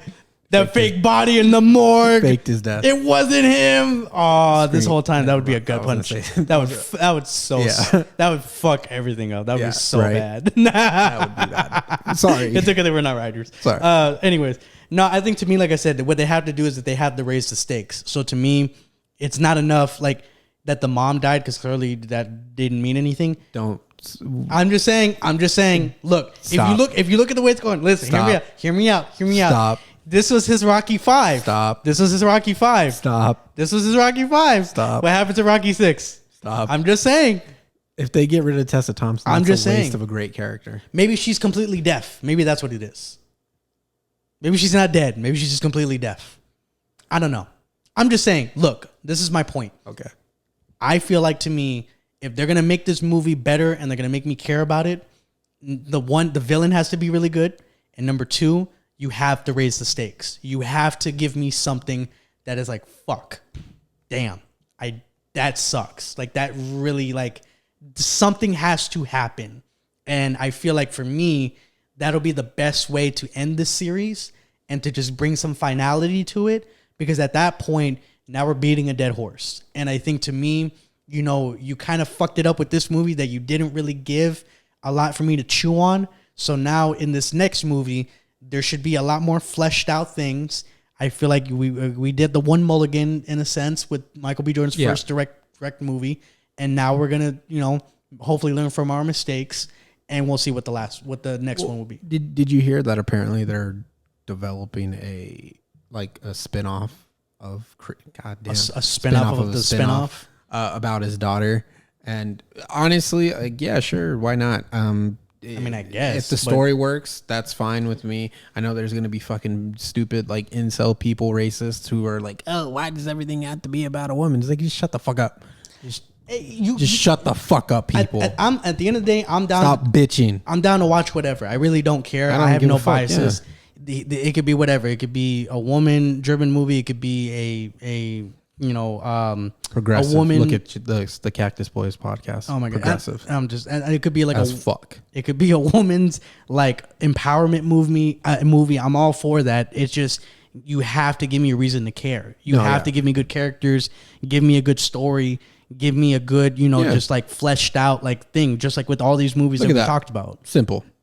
No, I'm just saying you want a simple thing. I'm just saying I appreciate that. It doesn't take much from me because to me it's like it's not about whether it's about women. It's just like it should be about telling a good story. And my thing is that at the end of the day, it's supposed to be about entertainment. If it comes from a woman, if it comes from a man, whatever their sexuality is, like it doesn't matter. Like those things shouldn't matter. It should be about the art. We're getting real here. I'm just saying that's really what it should be. But it's like people like to make it about bullshit that's their own projections of their emotions and bitterness, but that's a whole conversation for another day. That's a whole other fucking podcast. But yeah, if they want to do that, cool, whatever. I don't give a fuck. Make a show out of it. I don't give a shit. That would actually possibly be a little bit more interesting, I think, to maybe step away from the movies and probably give it a show. Give it some time to breathe. Maybe some.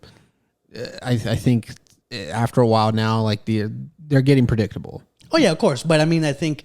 If you want to tie it up, and they've made good enough movies to this point that I am more than willing to give Michael B. Jordan a chance to tell his final chapter and to tell it in his way. Yeah, and he's earned that right, and I have no problem with that. Obviously, I hope that he does right by the fans and he gives us a good quality movie that's not just like a bullshit like here I just wanted to get this over with. So I feel like as long as they do that, I'm all for it, and I will definitely be a fan. I'll still definitely be keeping up and watching it and supporting. But to me, like I said, it's just like whatever story they decide to go with after this, just make sure that it's substance. Of course. Bullshit. You know what I mean? Just to make money. Of course, yeah. To me, again, like I said, I think if they're going to make a last one, I hope that they bring Stallone back into the mix and make sure that you wrap up not only Adonis' story, but also Rocky's story. Because there's nothing left to tell for both those characters, I think. No, pretty much no. But I tell you what, though, if I'm Michael B. Jordan, this movie happened. I get it. If I'm him, and if I really care about these movies, I would wait to make another Creed movie until the shit with Stallone gets fixed. Definitely, I think if they don't, it's just gonna. It's just not gonna. Again, I think there's nothing interesting to. I don't want to say there's. I don't think there's anything left now to tell with these characters. I really don't know where to go with, like, where you can go with Adonis after this. I think I don't either, and it's just like, to me, it's like, again, like you said, it's like we're beating a dead horse. We're getting too predictable, and it's like you can only tell the same story so many times. Yet we watch Halloween, but no. They try. I'm just saying. they try. I know. I'm just saying. Horribly sometimes, but they try. I'll give them that. I'm just saying. It's for me. Is like I said. Like Corey Cunningham deserved better. No, the Scream movies. Now that's a movie that literally does the same goddamn thing. Even with the Scream movies, at least for 25 years. I mean, at least with the Scream movies, like the recent one. Have you seen it? Yeah, it's okay. I don't like it. I'm just saying. At least with that, they give you like well, it technically started in 5. They give you a whole new final girl. Well, at least they give you something. Yeah. Well. I'm not saying it's good. I'm just saying they give you something. They give us Jenna Ortega and Melissa Barrera. I'm okay with that, I guess. I'm just saying. Like, I know it's not the best thing in the world. I guess. I'm just, it's better than fucking the New Nightmare where they fucking made. I fucking love the New Nightmare. You like the New Nightmare? I love the New Nightmare. I hated that movie. What? It's just so like you make him a pedophile. Like now we have to do. Oh, you're talking about 2011. I thought you were talking about Wes Craven's New Nightmare. No. You're talking about the remake. You're talking about the remake. Yes. Well, technically he is a pedophile in the original one. But you don't say that shit. Yeah. Like, I'm just saying. He literally tells Nancy, "I'm your boyfriend now," and then sticks his tongue out. Again, do we have to like explicitly say, "Hey, by the way, so the guy that we've, No, you're totally right. You're totally. I'm just saying, it's like totally we don't have to do this. Well, yeah, no. So we got to talk about some of these other movies next time too. Honestly, I feel like I have a lot. I have a lot to say. We need to talk about the Friday the 13th franchise. Oh, I think we're kind of. I think we've been avoiding that. I think we're gonna wrap it up here. Like, just before we end it, I'm sorry that I'm taking control of your podcast. You're a guest. It's okay. Okay. So yeah, no, I think next time we need to talk about like Friday the 13th. I think I have a lot to say about that. because I don't like that franchise. I fucking hate those. No, I don't fucking hate the movies, but I don't like them. Those movies are like the last of my the big three. Like to me it goes fucking Michael, Freddy, Chucky, everybody fucking else. You can't put the big. No, he's part of the big three. I can't disrespect him. Who? Jason. Fuck out of here. There's a big that you said with Chucky. I can't do that because he's a part of the big three. It's always been Freddy, Michael, Jason. Those have always been the big three. Leatherface, Ghostface, everyone else, and then Jason. I'm just look fine, whatever. You know, we're gonna. I have a whole rant for. We're gonna say this for another day. Time, I'm sorry, Max. We have to say this for another. Sorry, because then you're gonna make me record for another 5 hours. Yeah, sorry. So, anyways, this has been a great episode. Yeah, I'm glad that we did this. Again, if you haven't seen any of these movies, go watch them. You'll like them. If not, fuck you. There's 4Ks of them that came out, and they look really great. So I'm excited to buy that. I'm just saying they obviously they're still around now for a reason. Yeah. So definitely go watch them. Max, always been a pleasure, my friend. Yeah. And we'll definitely do this on Friday the 13th. Oh yeah, no. We better. I'm being serious. We better get that call because that shit's gonna be like 3 hours long. I'm ready for it. All right. Okay. Well.